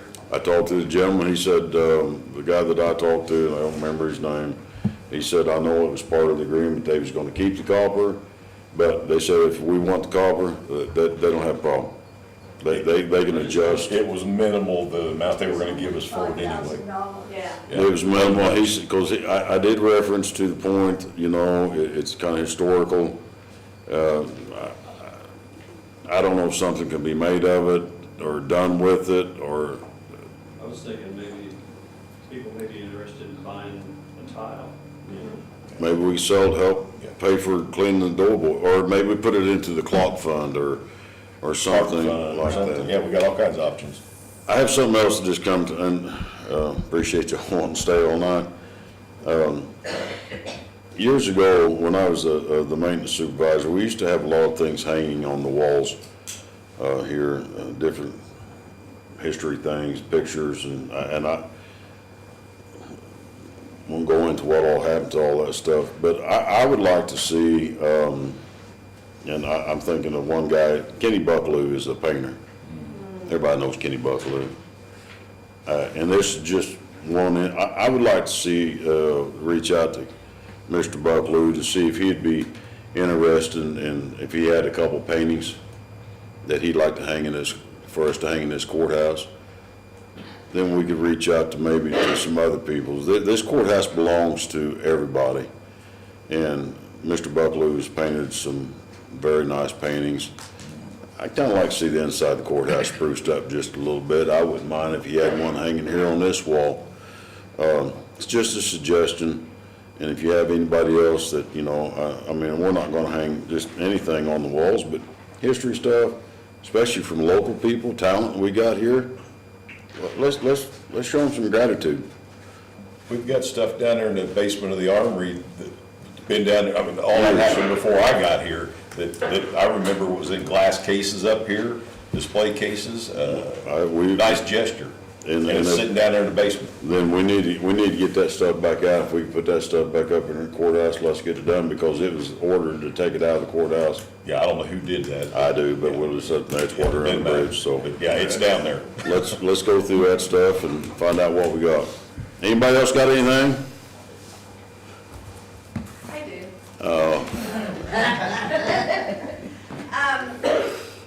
One of the commissioners, Dave, he posted on Facebook that he was going to be out and about, and if you had any suggestions or questions, or he would like to hear that. So I made a comment about Fish Creek needing some attention, and then I said, by the way, the road I live on is just not a real public thoroughfare, but it needs some attention. And as a surprise, I got a message back, and And he said that he was gonna be out driving and if he could come by if I could meet him. And I said, well, my scooter doesn't get me out too far. He didn't know who he was talking to. I didn't know, I didn't realize it was her. I was thinking, well, okay, I'll beat you at the door. If he'd known it was me, he would have been there. But thank you for taking your time. I appreciate that. You're welcome. First time in over 30 years that I've lived here that I've had somebody contact me. I hear that a lot. Well, you know, that's what's gonna make this county and community work, is coming together. And that's what it's gonna take. I mean, if we have to sit through 3 and 4 hour meetings, we gotta sit through 3 and 4 hour meetings, but let's work together as a team, you know. We care about each other and let's show it. Anybody else got anything? Meeting is adjourned.